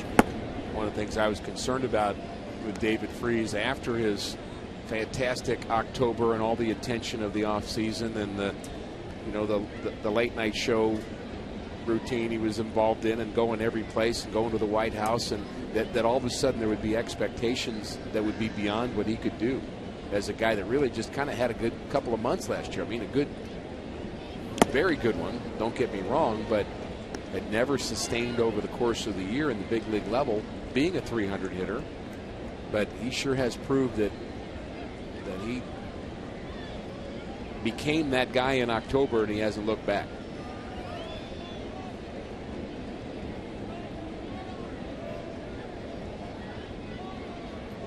The 2-2 pitch to David Freese.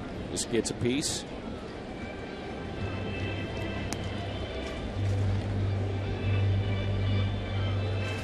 Dan Hyatt put together that feature that many of you saw right before our first pitch on teams that were down to their final strike and final outs in World Series play. And thanks to David, a couple of times, Cardinals win Game 6, advance to Game 7, rest is history.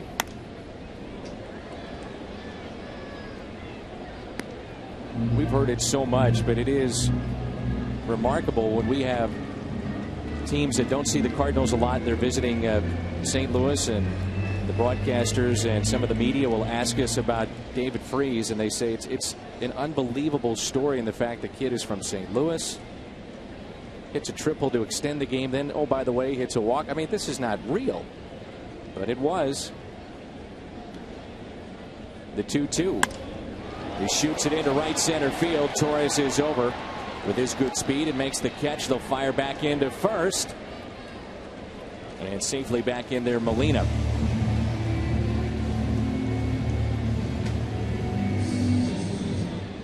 Brings in Skip Schumacher, who is 1 for 2 with an RBI single. Well hit in the gap. Thought it might have a chance of getting down. Torres, good speed, runs it down. And quickly eyeballs Yadier Molina, who's straying off the bag.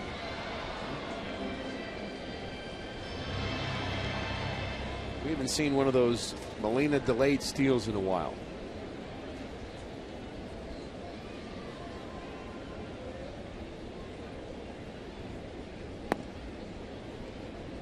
Rookie pitcher on the mound.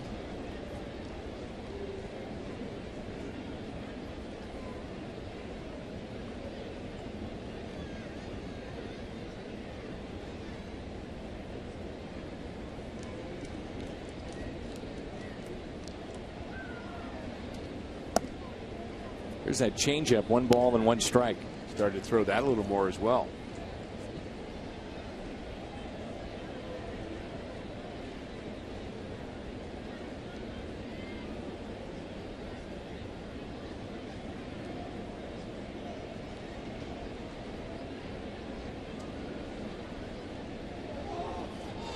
And Molina thought about heading to second base. He actually started out that direction and got back to the bag.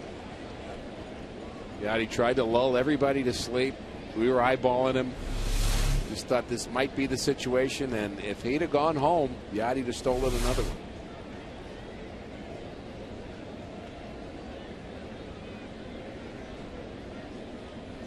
The 1-1 is hit to the right side. Cardinals will strand a runner. They have left 7 on tonight. We head to the 6th. St. Louis on top by 3.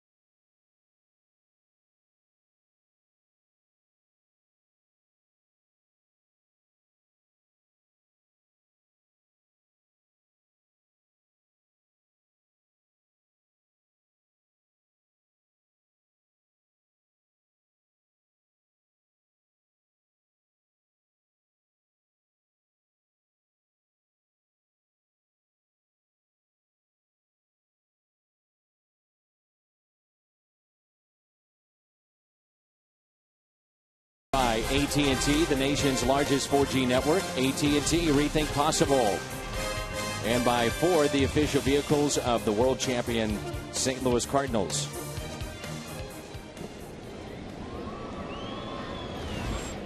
In St. Louis on a beautiful night.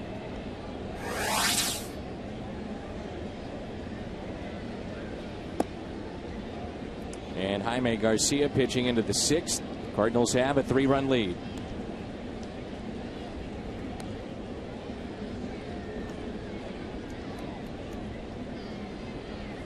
Mets were also prominently featured on the piece that we ran right before our first pitch.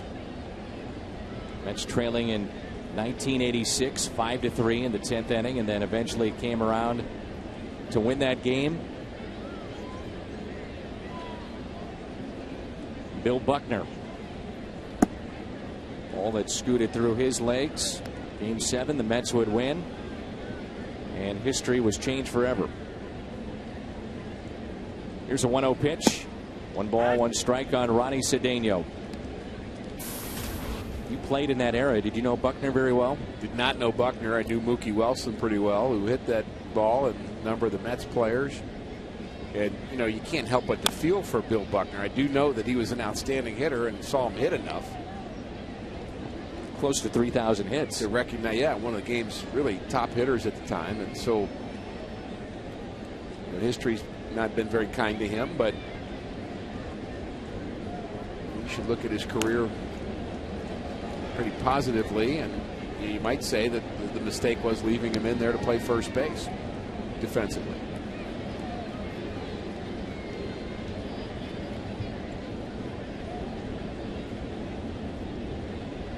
And meanwhile, in this ball game tonight, Jaime Garcia, so far so good. Rick, what do you watch for? Former pitcher, you've coached at this level. You're Derek Lilliquist. You're watching Jaime Garcia, who had a rough start last time out. What do you watch for specifically to know if he's on his game? Well, for Garcia, he's going to get a lot of these. He's going to get ground balls because he throws a sinker. And if he has his fastball moving, and I don't really care about the velocity at all for Jaime Garcia. That means really not very much to me. It's does his ball have life to it? And when Chris Carpenter says that Jaime Garcia has the best stuff on our staff, he's not talking velocity. He's talking movement. And when Garcia's good, his ball darts all over the place, and he commands it. And we'll look at some of Garcia's pitches here. That's a sinker down and away. All kinds of movement there. A little sharp slider. He also has a very good changeup as well. And there's that changeup at 81. Sinking, everything moving. The Cardinals trying to figure out why he's been so good at home, and yet he struggles on the road. A broken bat base hit for David Wright. Now here in the top of the 6th. Krispy Kreme doesn't deal if the Cardinals get 9 hits tonight. Currently they're at 6. You're invited into Krispy Kreme tomorrow. Receive a dozen of their original glazed donuts for only $3.99. Stop by one of the 4 St. Louis area Krispy Kremes for this sensational deal. I can't say for sure what's in the minds of John Mozeliak and Mike Matheny in terms of Chris Carpenter that we talked about earlier and Trevor Miller, who's here. But you look at what Jaime Garcia, Shelby Miller, not Trevor Miller. But you look at what Garcia is doing here tonight, and you'd say, again, where will those guys pitch? Maybe the idea is to look at Carpenter and Shelby Miller as insurance. Not necessarily we know when they're going to pitch, but if we need them, they'll be available. That's not a bad way to look at it. Sure.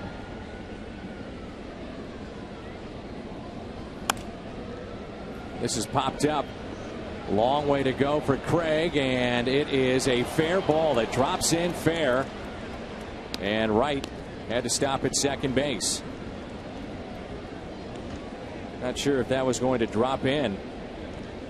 And had to be careful, so in case it was caught, potential double play. And here's what Wright had to go through.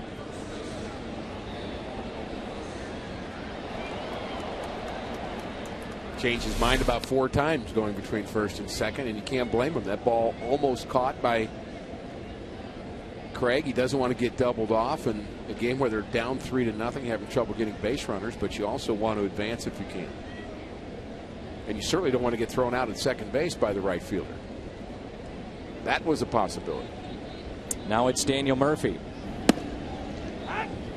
Another aspect of this too with Carpenter and Shelby Miller, if indeed they are given a start in the rotation, where does that come? Because you don't like to bump guys off routine. And that's why I'd prefer to call it insurance as opposed to you're getting one for sure.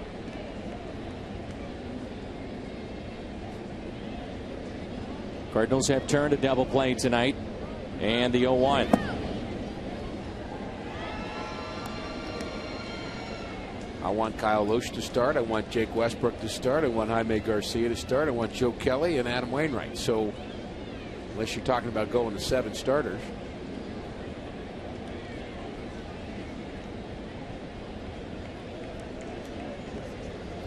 One ball, 1 strike. Murphy is 1 for 2 with a ground out to short and also single. Down and away.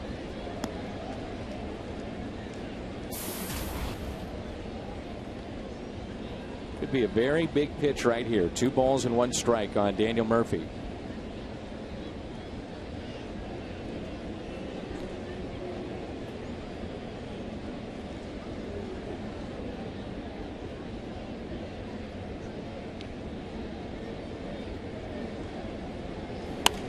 And it's a double play ball. Out at second. They turn the double play. The turn by Schumacher, hanging in at second base.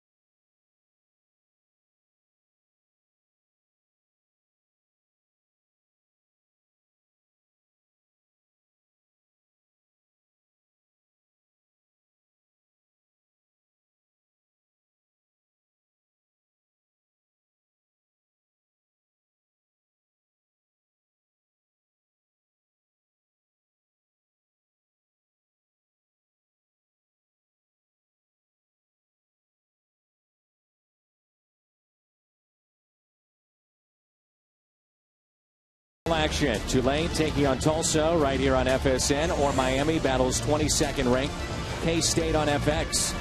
Then Rice takes on Kansas here on FSN, and 12th ranked Wisconsin heads to Oregon State on FX. Coverage of college football continues Saturday on FSN and FX. That'll be it for the starter Harvey, and Terry Collins, Rick, going to his bullpen with another lefty. He has 3 left-handers down in the bullpen. We saw 2 of them yesterday, both hard throwers, but the third lefty is Justin Hampson, just recalled today from the minor leagues. There's his numbers on the season. He's been in just 3 games. And we're going to see more of that as September rolls on, more teams with more guys in the bullpen, and we talked about it some yesterday. A lot more double switches. Expect the games to be longer. Expect there to be many, many more managerial decisions, and people will think Tony La Russa is back in town. I feel like Christmas morning, I think, every September 1st for Tony. More pitchers. You got it. So the line on Harvey, 92 pitches, 5 innings. Gives up 3 runs, 6 hits. Walked 4, struck out 4. And an 0-1 pitch to Descalso. Ground ball right side and a base hit. I would assume they would give him a base hit. Tough chance there for Daniel Murphy. It is a base hit, and third time that Daniel's been on. To his backhand. Not able to flag it down, and Descalso making the most of his opportunities. And we're going to see him in the lineup quite a bit. Same lineup today for Mike Matheny that he used yesterday. That ended up in a Cardinal winner, and maybe they're getting solidified a bit in terms of who the starting 9 are, although we do expect to see Carlos Beltran perhaps tomorrow. Garcia again showing bunt. He is sacrificed already tonight. Clint Hurdle, when we saw him on the road trip, Rick, mentioned expanding rosters, and in his mind it's too much. He was saying that especially in a National League game that he thinks you have to cap it at some type of number, whether it's 30 or 31, 32, even 28 or 29. But he feels it's just too much of an advantage for either side, especially late in games with mixing and matching. Well, and you've got teams that are bringing up players, and we've talked about it, for different reasons. You've got a team competitively bringing up players to help them win, and you've got another team bringing up the whole crowd because they're 20 games out and they want to look at their minor league players. And again, it just doesn't really make sense to not have a cap on it. I like that idea. I think you pick a certain number and say what it is, and that's it. I know teams like to reward guys that had good years, but if you're just using it as your instructional league, for goodness sakes, if you're the Houston Astros, let's say. And most around baseball are very frustrated with what's happened, because that could change the complexion of the race. Cardinals have 3 more games with them. Exactly.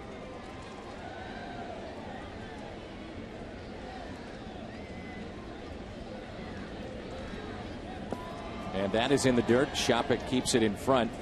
Garcia, by the way, has sacrificed 3 times in front of John Jay.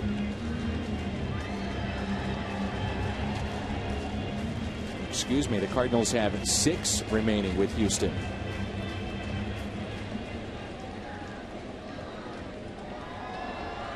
Three at home, 3 there. Here's a 1-1 pitch. Hit out of play.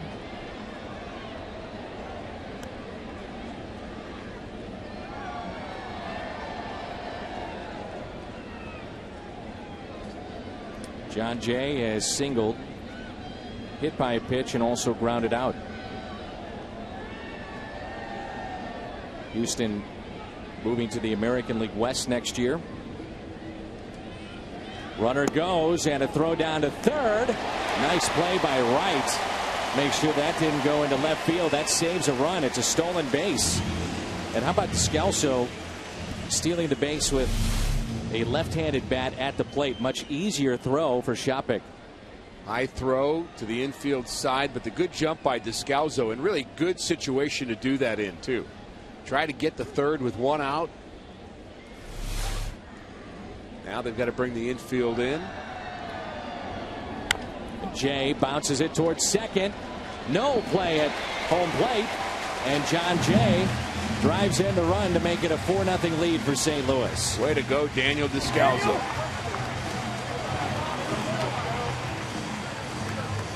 Stolen base is huge. Fans of small ball are smiling everywhere in Cardinal Nation.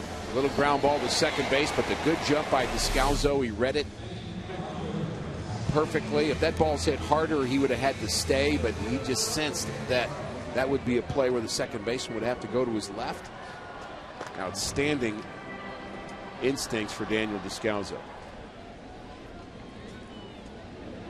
Here is Matt Carpenter. A 4-run lead for the Cardinals with 2 outs here in the home half of the 6th. Carpenter does have a sac fly RBI back in the 2nd. 39th ribby. He has walked and also struck out back in the first.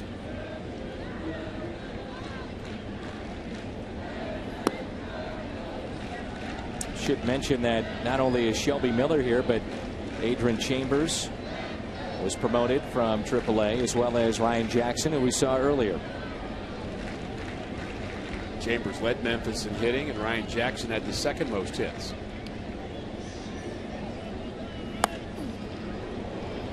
That's pulled foul. Jackson at 272. Chambers 319. And Shelby Miller named yesterday as the minor league pitcher of the month for August. Went 5-1 with an ERA under 3. Again, I don't have enough time to tell you all the Mets players that have been brought up. We'll just talk about them one at a time as we see them. Carpenter shoots one to left, and the catch is made by Bay. RBI for John Jay, and it's 4-0 St. Louis.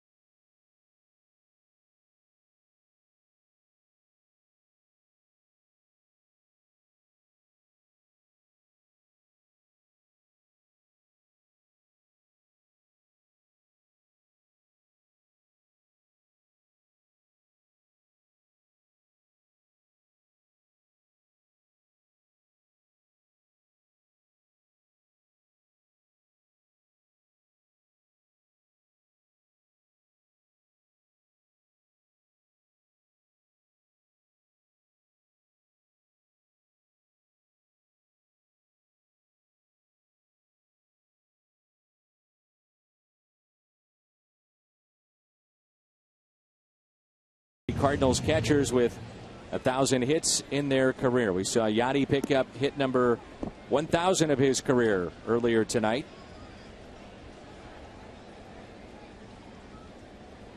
The answer is Simmons, Torrey, and McCarver. Ted Simmons, living in St. Louis, still involved in the game of baseball. He was at the ballpark earlier tonight. Know about Tim McCarver? He just went into the Hall of Fame. And Jaime Garcia has had a couple of double plays turned behind him, started by David Freese on really not easy balls to handle. A couple of those have been sharp, and then also give credit to Schumacher on the turn. Interesting, as you noted during the timeout, as we went to break, it was Lance Lynn getting loose in the bullpen last inning. And a bit of a surprise, perhaps. A lot of right-handers down there. Victor Marte has rejoined the club to add one more body out there, but Mike Matheny said before the game he'd like to use Shelby Miller today. I'm not sure what that situation might be, or whether that was just kind of a vague hope as opposed to a specific plan. We saw in Tony La Russa's tenure that if you were called up and making your debut, a lot of times you would put a position player in there to start the game. Just get the nerves out of the way, let them play, get that whole issue done with, and then concentrate on playing the game. Whitey Herzog was the same way, and a lot of managers that you see around baseball will do the same thing. I think the idea is they're just going to get more and more nervous the more they watch.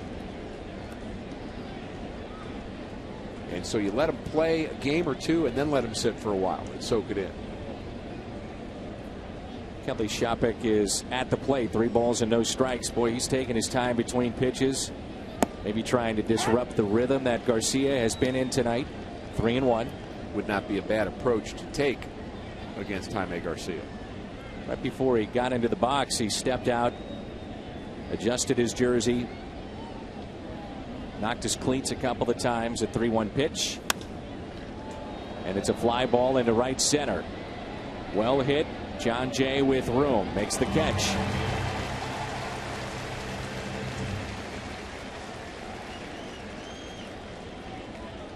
Fun to watch John Jay roam center. He's turning into a very good player. Takes a lot of good routes. Really has become kind of a leader of the outfielders. And you need your center fielder to be that. And, you know, Colby Rasmus, a lot of ability. Wish him well in Toronto. Hope he finally figures out how to play. But that's one thing he did not do in center field. He Scalzo take charge. Scalzo, a nice play moving to his left. And we saw that a number of plays.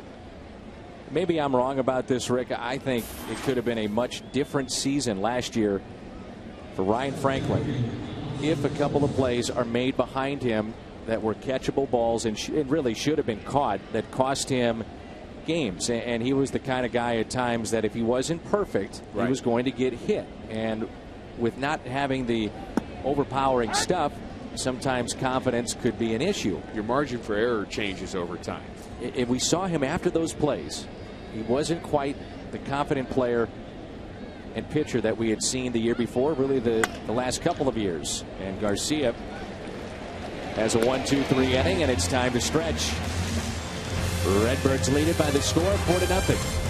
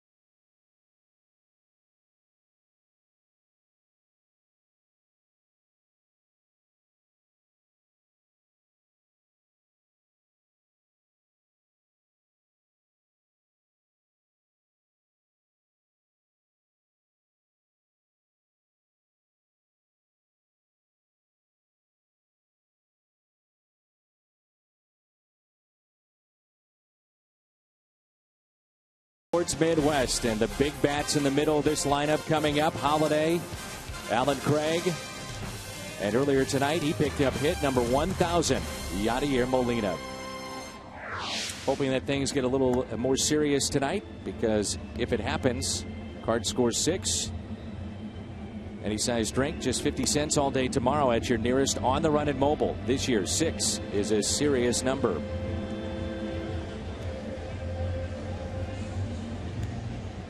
Holiday is over 3. Craig with a base hit back in the 3rd, left stranded. And Molina on base twice with a single, run scored, and a walk.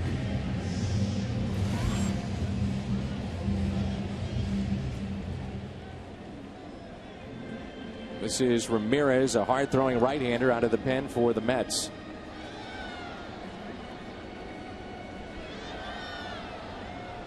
Ramon Ramirez. Former Rocky has also spent time in the American League. And the first pitch is taken low.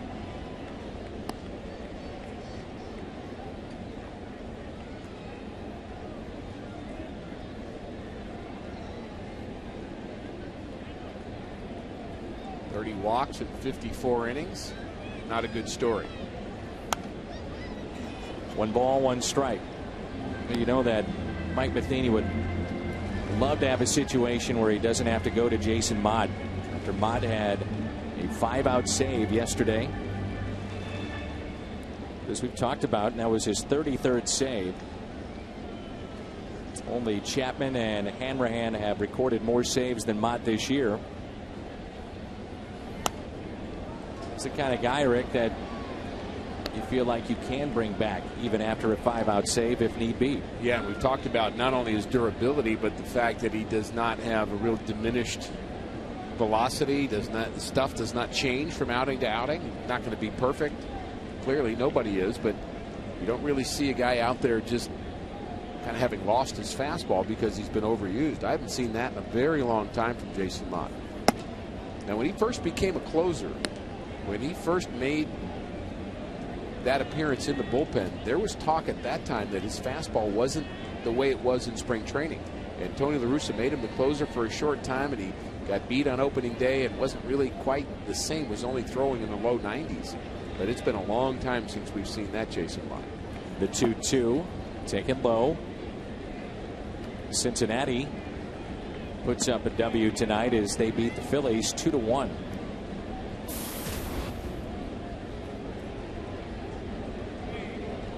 Pittsburgh 6-run lead on Houston. The bottom of the 6th. And the Rockies over Atlanta right now 6-0. That's in the bottom of the 9th. So if the Cardinals can hold on, they would be 2 back of the Atlanta Braves.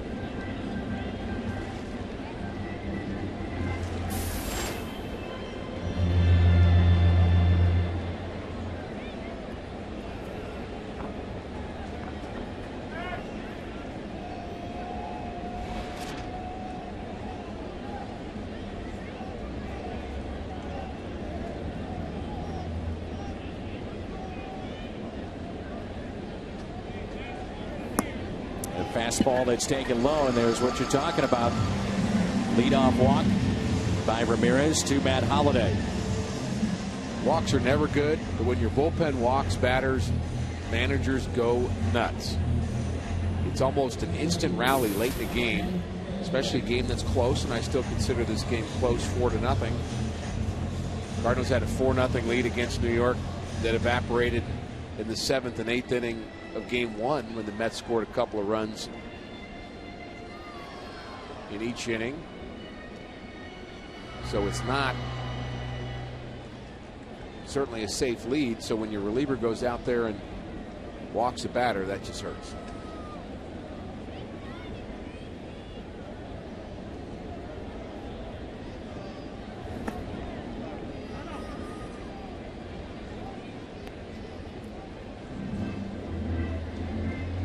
Milwaukee over Miami 8-4.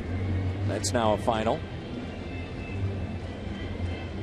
San Diego just underway against Los Angeles in the top of the 2nd. 1-0 as the Shredder was back to work. Yeah, the ball game yesterday. Nick Puto, a.k.a. the Shredder, attacked A.J. Ellis after his 11th inning single, gave the Dodgers a 4-3 win over the Padres. Checking on Matt Holliday now. They're going to take him out of the game. Wow. I think he's limping a little bit too, doesn't it?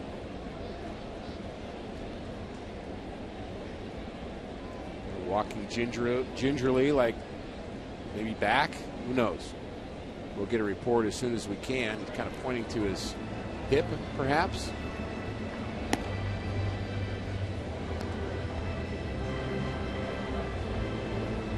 So Chambers just recalled, and he will be the runner for St. Louis. Take over and left, we would assume.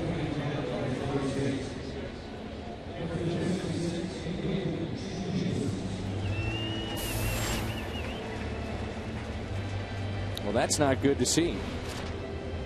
Day game tomorrow, the early start. You wonder if Holiday would be able to go in that game. It's an off day on Thursday. Talking about wanting to get a start for Carlos Beltran. So you could conceivably see Alan Craig in left field. Sure. And Carpenter back at first base.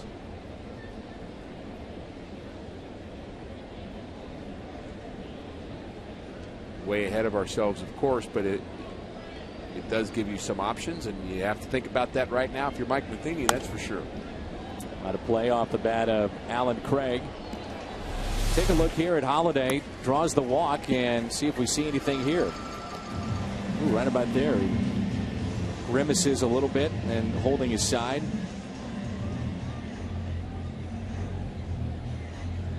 He's been so durable. Wonder if it's the back, Rick. Could Lower be. back. Could very well be. Well, we just hope it's something minor and precautionary. 1 ball, 1 strike on Alan Craig. Check on Chambers. Cardinals have a steal tonight. It was a big one, too. Descalso stealing third, then came around to score on a ground out to second. That made it 4-0. That's where we stand right now in the bottom of the 7th inning.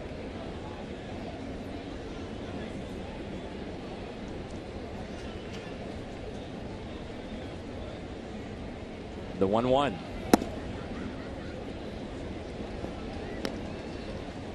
Cardinals have, speaking of LA, 4 with them at Dodger Stadium. Even though we've already been there, they've been here. The odd parts of the schedule. 4 more with them. And also, the Dodgers have 6 games remaining with San Francisco. LA is only 4.5 back of the Giants in the West.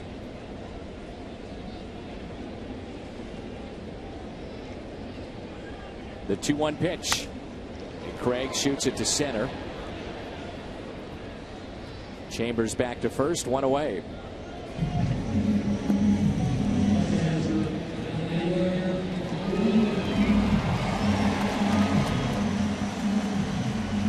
In steps Yachty. Molina, since the All-Star break, is hitting over 350. 18 RBIs in that time and about 150 at bats. And he's done a nice job of handling Jaime Garcia tonight, who's only thrown 87 pitches through 7 innings of work. So no need to worry about whether Garcia has enough to go the distance if he can keep pitching as he's been doing. Hot shot, and that's off the glove of David Wright. Chambers stops at second base. And he begins his assault on the second 1,000.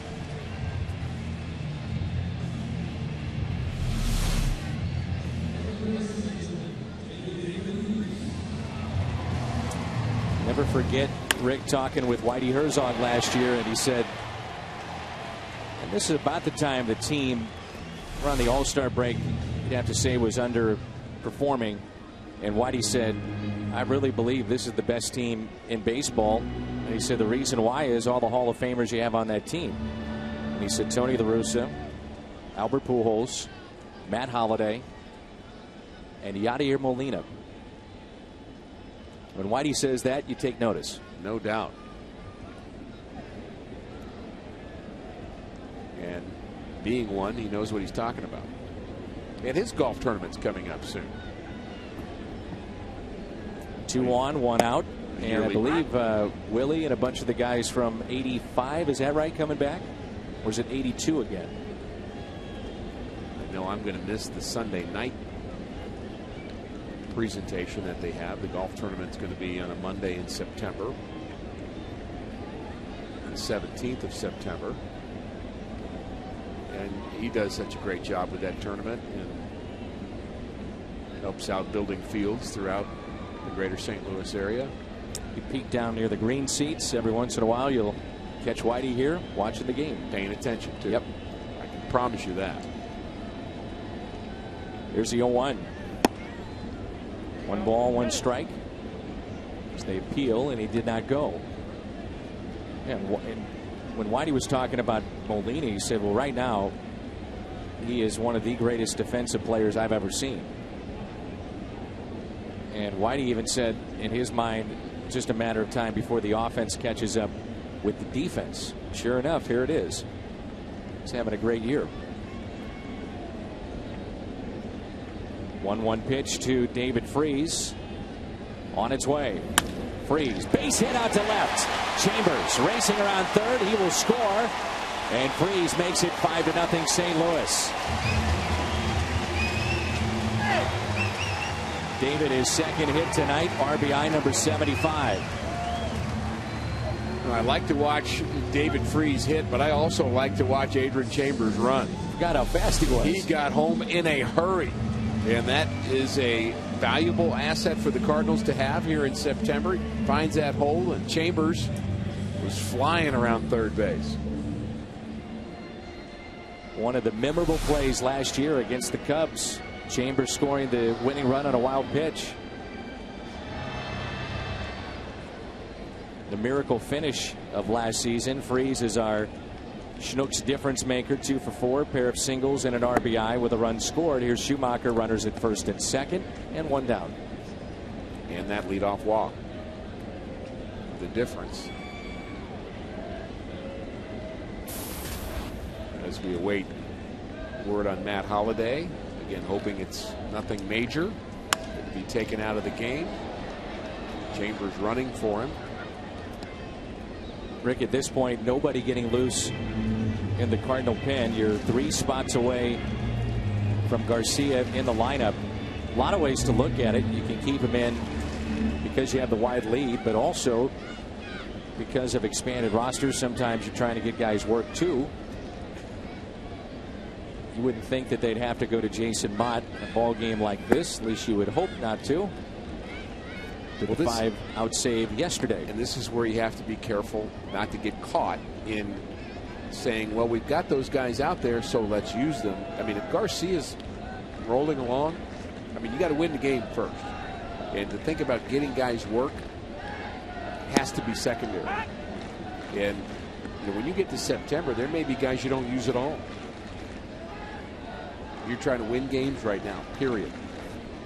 And if you get out of the race or things change, then or you locked up a place in the race, then you can start experimenting with your bullpen and your bench, etc. But there aren't that many games left. 27, including this one. Slicing out to left, and Bay is over to make the catch. If you add on to this lead, is it the kind of game that you want to see Shelby Miller in? Non-pressure, you would think, with a big lead. You've got yourself a little leeway if things go south. Is this the kind of game you want to get him in? As Descalso will hit with 2 outs and 2 on. Well, I'm probably the wrong one to ask, because I want to see Shelby Miller next April.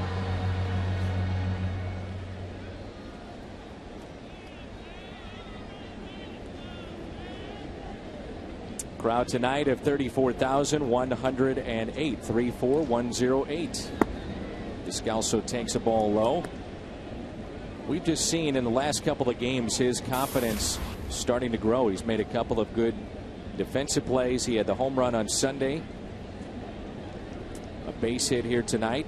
Actually, 2 of them, 2 for 2. 2 balls and no strikes.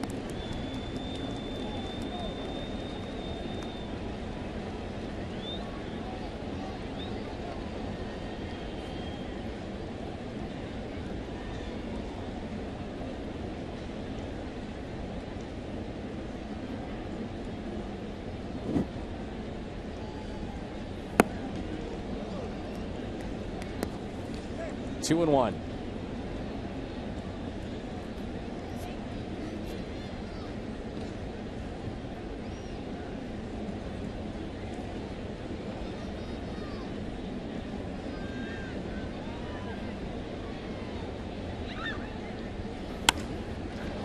Left center, this could be trouble. On the move, Torres, and dives and makes the catch and saves 2 runs. Tremendous play from the center fielder of the Mets, Andres Torres.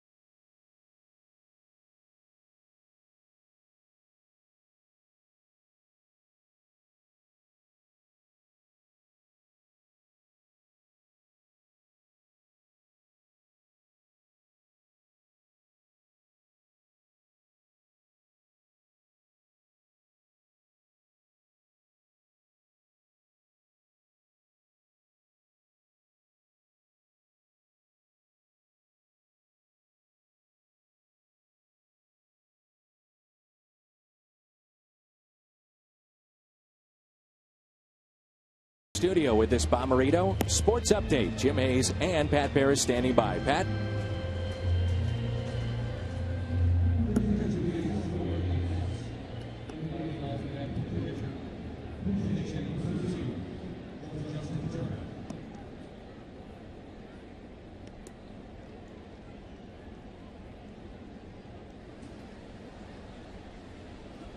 All right, Pat, thanks. So a big loss for the Atlanta Braves, and you wonder in the back of their minds, is their September collapse of last year?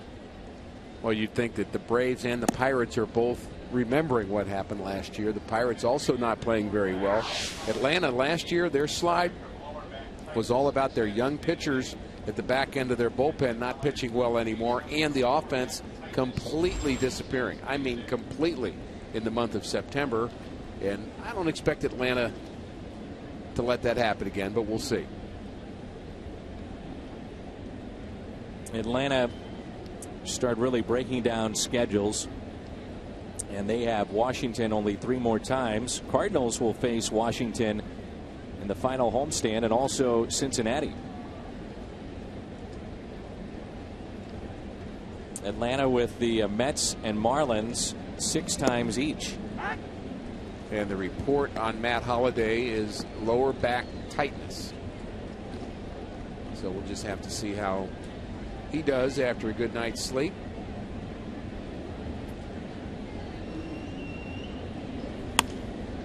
This is Turner with a base hit into center. Turner pinch hitting for Ramirez, and it's a base hit to start the 8th.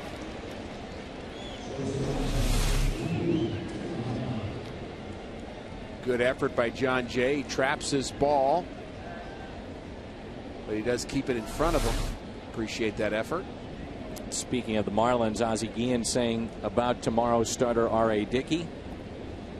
Last time Dickey pitched, beat the Marlins. He's 4-0 against the Marlins this year, and he says, well, when he accepts the Cy Young, he can also thank the Miami Marlins and my ball club. Ozzie saying it's foregone conclusion that R.A. Dickey is going to win the Cy Young. And they've helped him. Tejada takes a strike. Cardinals have turned 2 double plays tonight. Pitch count at 90 for Garcia. And he will be due up first for the Redbirds, looking ahead to the bottom of the 8th. Lance Lynn up for the 2nd time.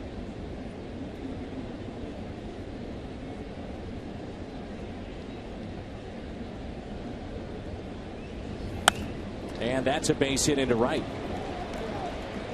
Turner stops at second base. And you would think, Rick, if you're going to get Lance Lynn up for the 2nd time, he's coming in this game. Would you agree? Well, you wouldn't want to get somebody up 3 times. Not the way they use relief pitchers now. That would have been something more of the past. They're very careful about getting pitchers up for specific hitters now. Eric Lilliquist now on the phone with Dyer Miller, clarifying when they're going to want to use him and what batter to be ready for. And you'd have to assume that that batter would be David Wright.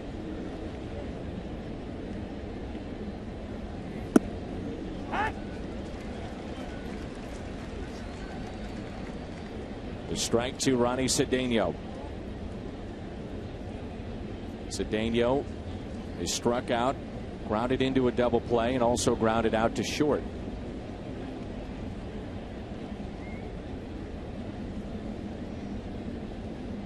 Here's the 0-1.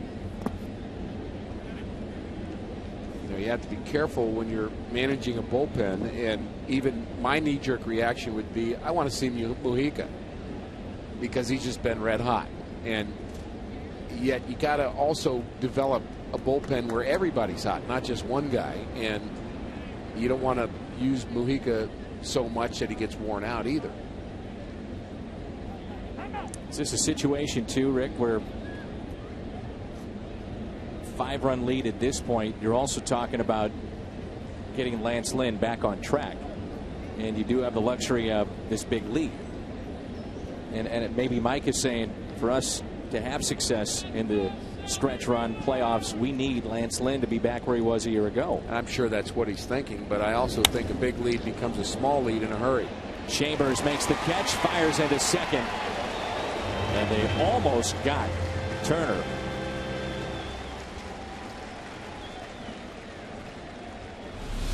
Chambers filling in now for Matt Holliday. Good strong throw. Schumacher wasn't even on the bag. So first and second with one down. I had that same sense watching that live, that maybe a stretch there by Skip, and that's a double play.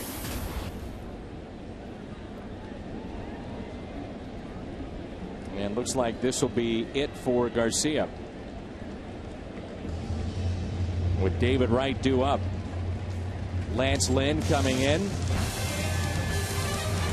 Nice outing for Jaime.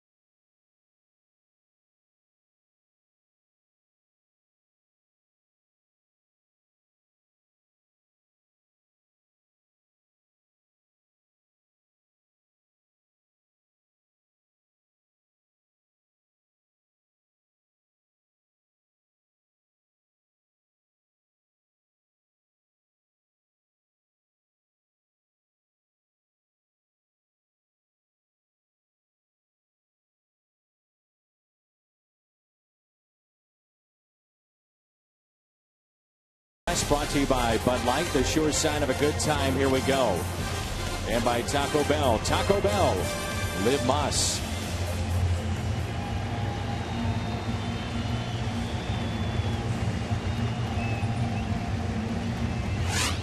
Moments ago, the reception for Jaime Garcia as he made it into the dugout. Turns things over to Lance Lynn. And even though it's a 5-run lead, I think we all know that this is a very important outing for Lance Lynn to get back on track. I don't think there's any question about that. He's averaged a strikeout an inning this year, but lately things have been very tough for Lance Lynn. Outstanding job by Garcia. One more opportunity for Lance Lynn to get back on track here, but I don't think you can stay very long with him. If you are trying to get him going in a positive direction, if he gets a couple of outs, I would say end it there.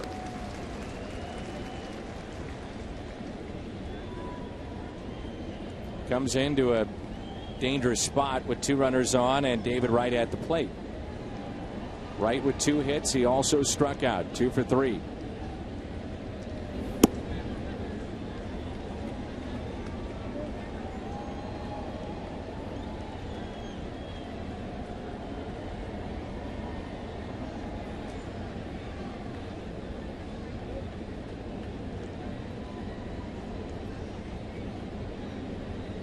Mets with a number of pinch hitters available from the left side. Now that Garcia's out. How about a double play? Bobbled by Descalso, and everybody is safe. That is exactly what Lance Lynn needed. A double play and then head to the bottom half of the inning. Instead, only 1 out, and the bases are loaded. It's an error on Descalso. Fielder's choice E6 on the play. Cardinals have turned 2 double plays tonight. They can't turn this one. Tried to do everything just a little bit too fast, and he picked up Schumacher. He really caught the ball fine, but it was in the transition from glove to hand that he got messed up. He wasn't sure whether he wanted to shovel the ball or throw it overhand and got caught in between. And now Lance Lynn's going to have to do it again. Mike Baxter, the pinch hitter. And Baxter is 10 for 20 as a pinch hitter.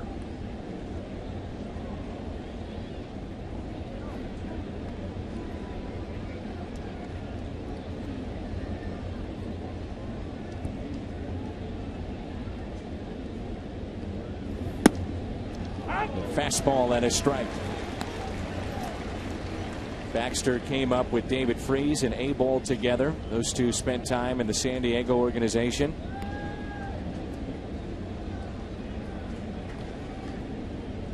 Finished his college playing career at Vanderbilt.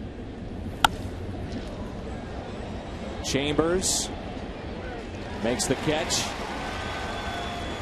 Run will score. That's charged to Garcia. Adrian Chambers showing off his arm again. He's got a little bit better arm than I had heard, and as the sacrifice fly clearly works because it's deep, Chambers gets in good position as good as he can and just fires the ball into third base. That's a good, strong, low throw, right on the money. Also saw that, Rick, on that throw into Schumacher. Right. So with 2 outs, 2 on. Daniel Murphy at the plate. Grounded out twice and also singled.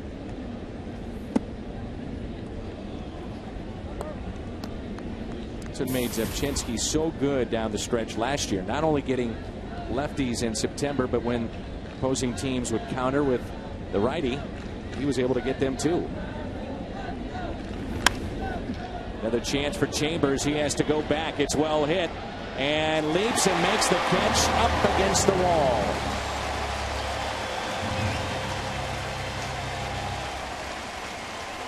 Chambers with the catch. Lynn is out of a jam. Oh, goodness. 5-1 St. Louis.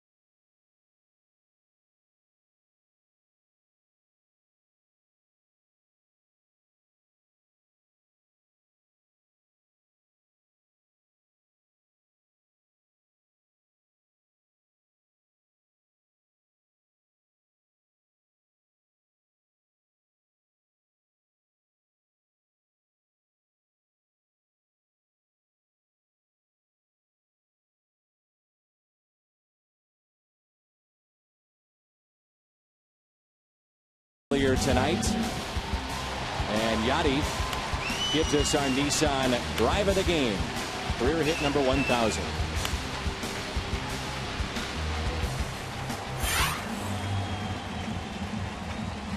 Jeris Familia is into the ball game. That's the new pitcher. Baxter stays in the ball game in right. He's a highly touted minor league pitcher and is making his major league debut. And whether he makes it or not, well, we don't know. The jury's out.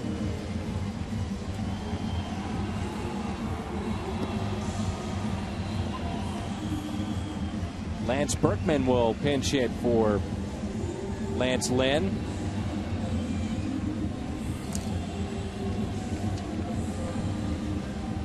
So there's a look at Rosenthal. So what you were talking about earlier, Rick, Rosenthal's a guy that could have been perfect, ideal situation for him last inning. And Lynn, to his credit, got a double play ball. Yeah, he sure did, and really pitched well. He did what he was supposed to do, got the fly ball and got another out. So you can't really say anything negative about that. He should feel good about that. A building block for him, and it'd be nice to get Lance Berkman back on track a bit. And you wonder how his timing's going to be, Dan, not playing a lot. He was absolutely ripping the baseball in BP, which was only his 999th times 999 times session. I mean, he's done this a million times. No doubt.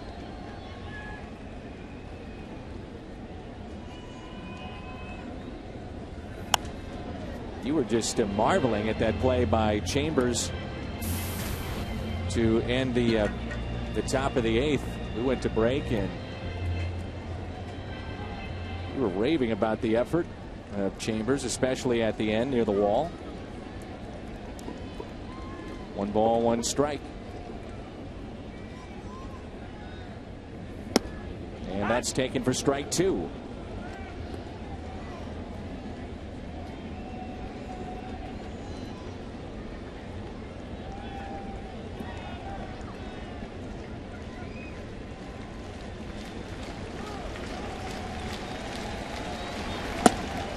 Inside, Jaime Garcia, 7 1/3 tonight, a run, 9 hits, 5 strikeouts. He threw 94 pitches.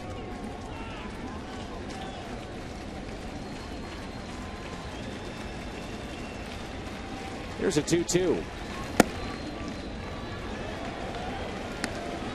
Berkman is wearing a protective guard on the front of his right leg near the knee.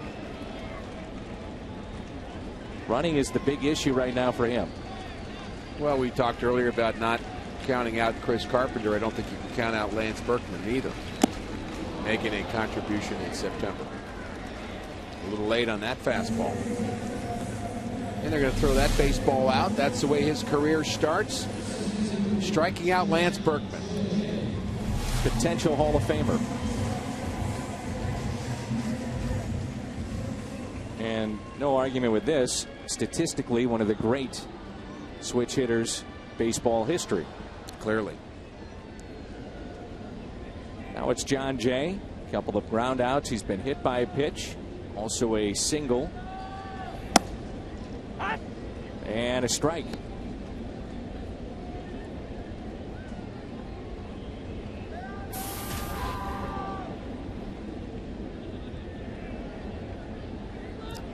One thing we've seen with expanded rosters is Chambers' speed on display. He scored on a base hit and showed off that speed rounding third. As Jay turns on that pitch for a base hit into right. But also, Rick, Chambers a couple of plays in left that weren't easy balls to catch. Now at this level, should they be caught? More than likely, yes. But also had his speed come into play on those 2 catches that he made. And I'm more impressed with his arm than the catches. The catches were okay, but the arm's even better.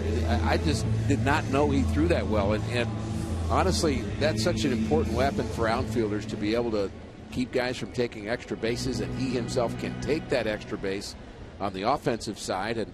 And with Lance Berkman and some others that you're going to have to or want a pinch run for in September in a 2-1 game, that could be an important addition to this club in the pennant race.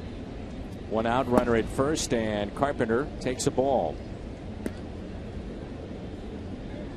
Again tomorrow on the air at noon with our pregame show, Game 3, Mets and Cards.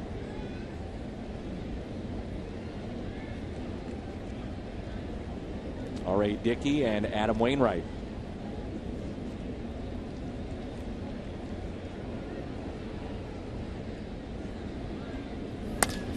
Ground ball to the right side. Out at second. Out at first.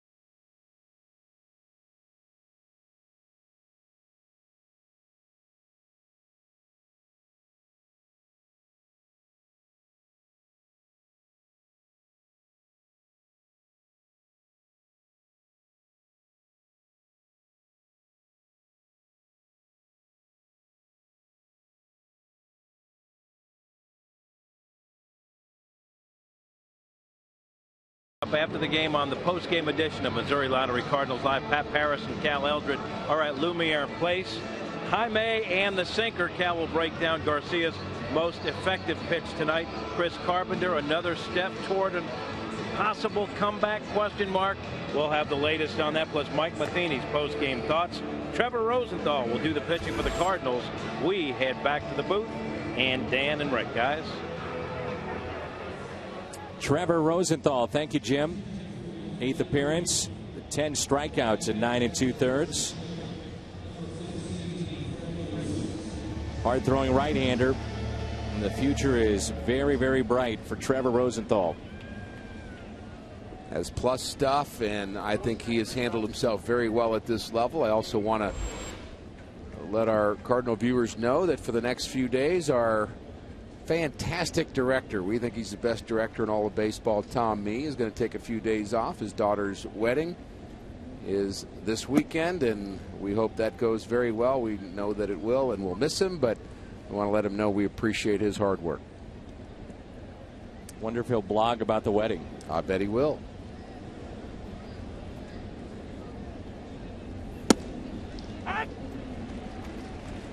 Strike at the knees. Blog is something that Tom will do after every telecast on his website. Little chopper, and Descalso has to be quick. He is.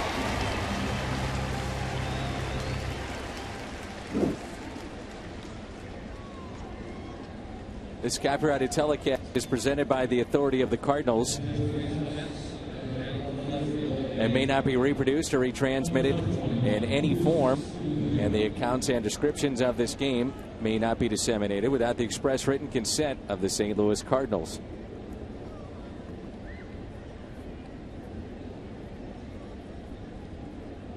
Here's Duda. Fastball and a strike at 90.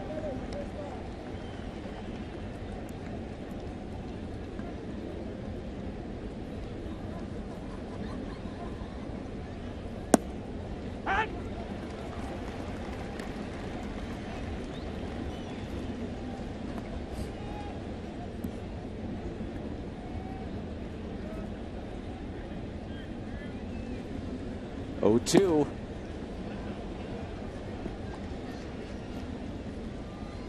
Big question with Rosenthal is he a starter or is he a reliever? Yeah, and I would say the answer is yes. He can be both. Where do you need him? When you throw 98 miles an hour, it's nice to have him late in games. It's nice to have him when you need a strikeout, but he has shown, and they've used him at the minor league level in a starter's role where he's shown that he's had the good curveball.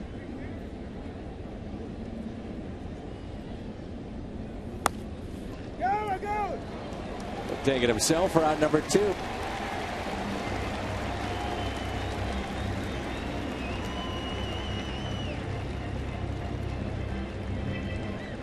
Budweiser player of the game is Jaime Garcia, 7 1/3 tonight, and the 94 pitches.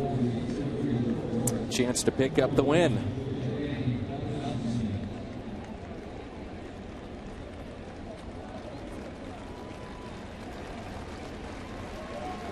Jackson there with Rafael Furcal.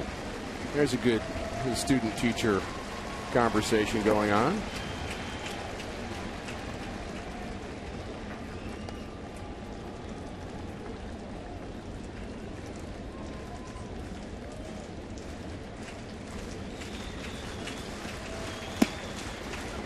Taken a little bit high by Valdespin.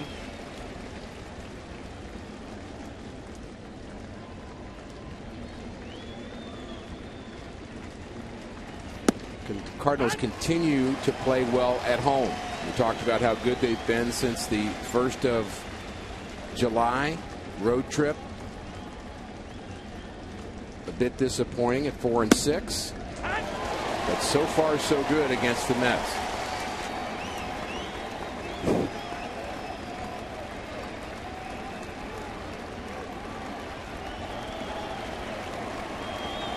The 2-2.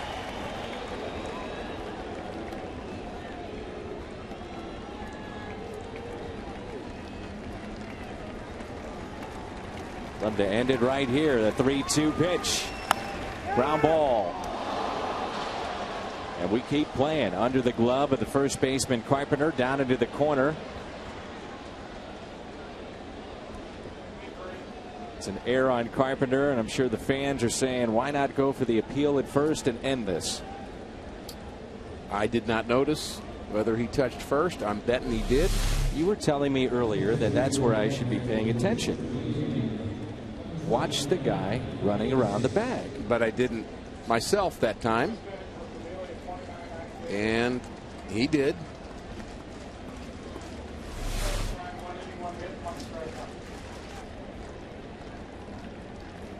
I like that reliever Familia, who we saw last inning. I can see why the Mets are excited about him. And the Mets are looking at Trevor Rosenthal, and they're saying I can see why the Cardinals are excited about this guy.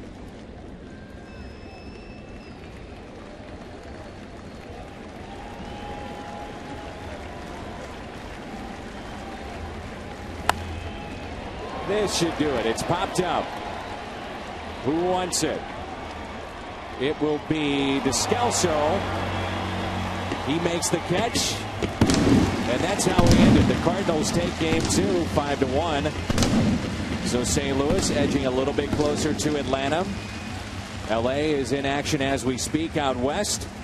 And the Cardinals look for a sweep tomorrow. Yeah, I think Atlanta's a team you start thinking about right now. You're putting yourself some distance between yourself and Pittsburgh, and Cardinals are chasing Atlanta. Outstanding effort by Jaime Garcia here in game 2. Cardinals will send Wainwright tomorrow in game 3 on the air at noon. Stay with us. Missouri Lottery Cardinals Live. The postgame show comes your way next.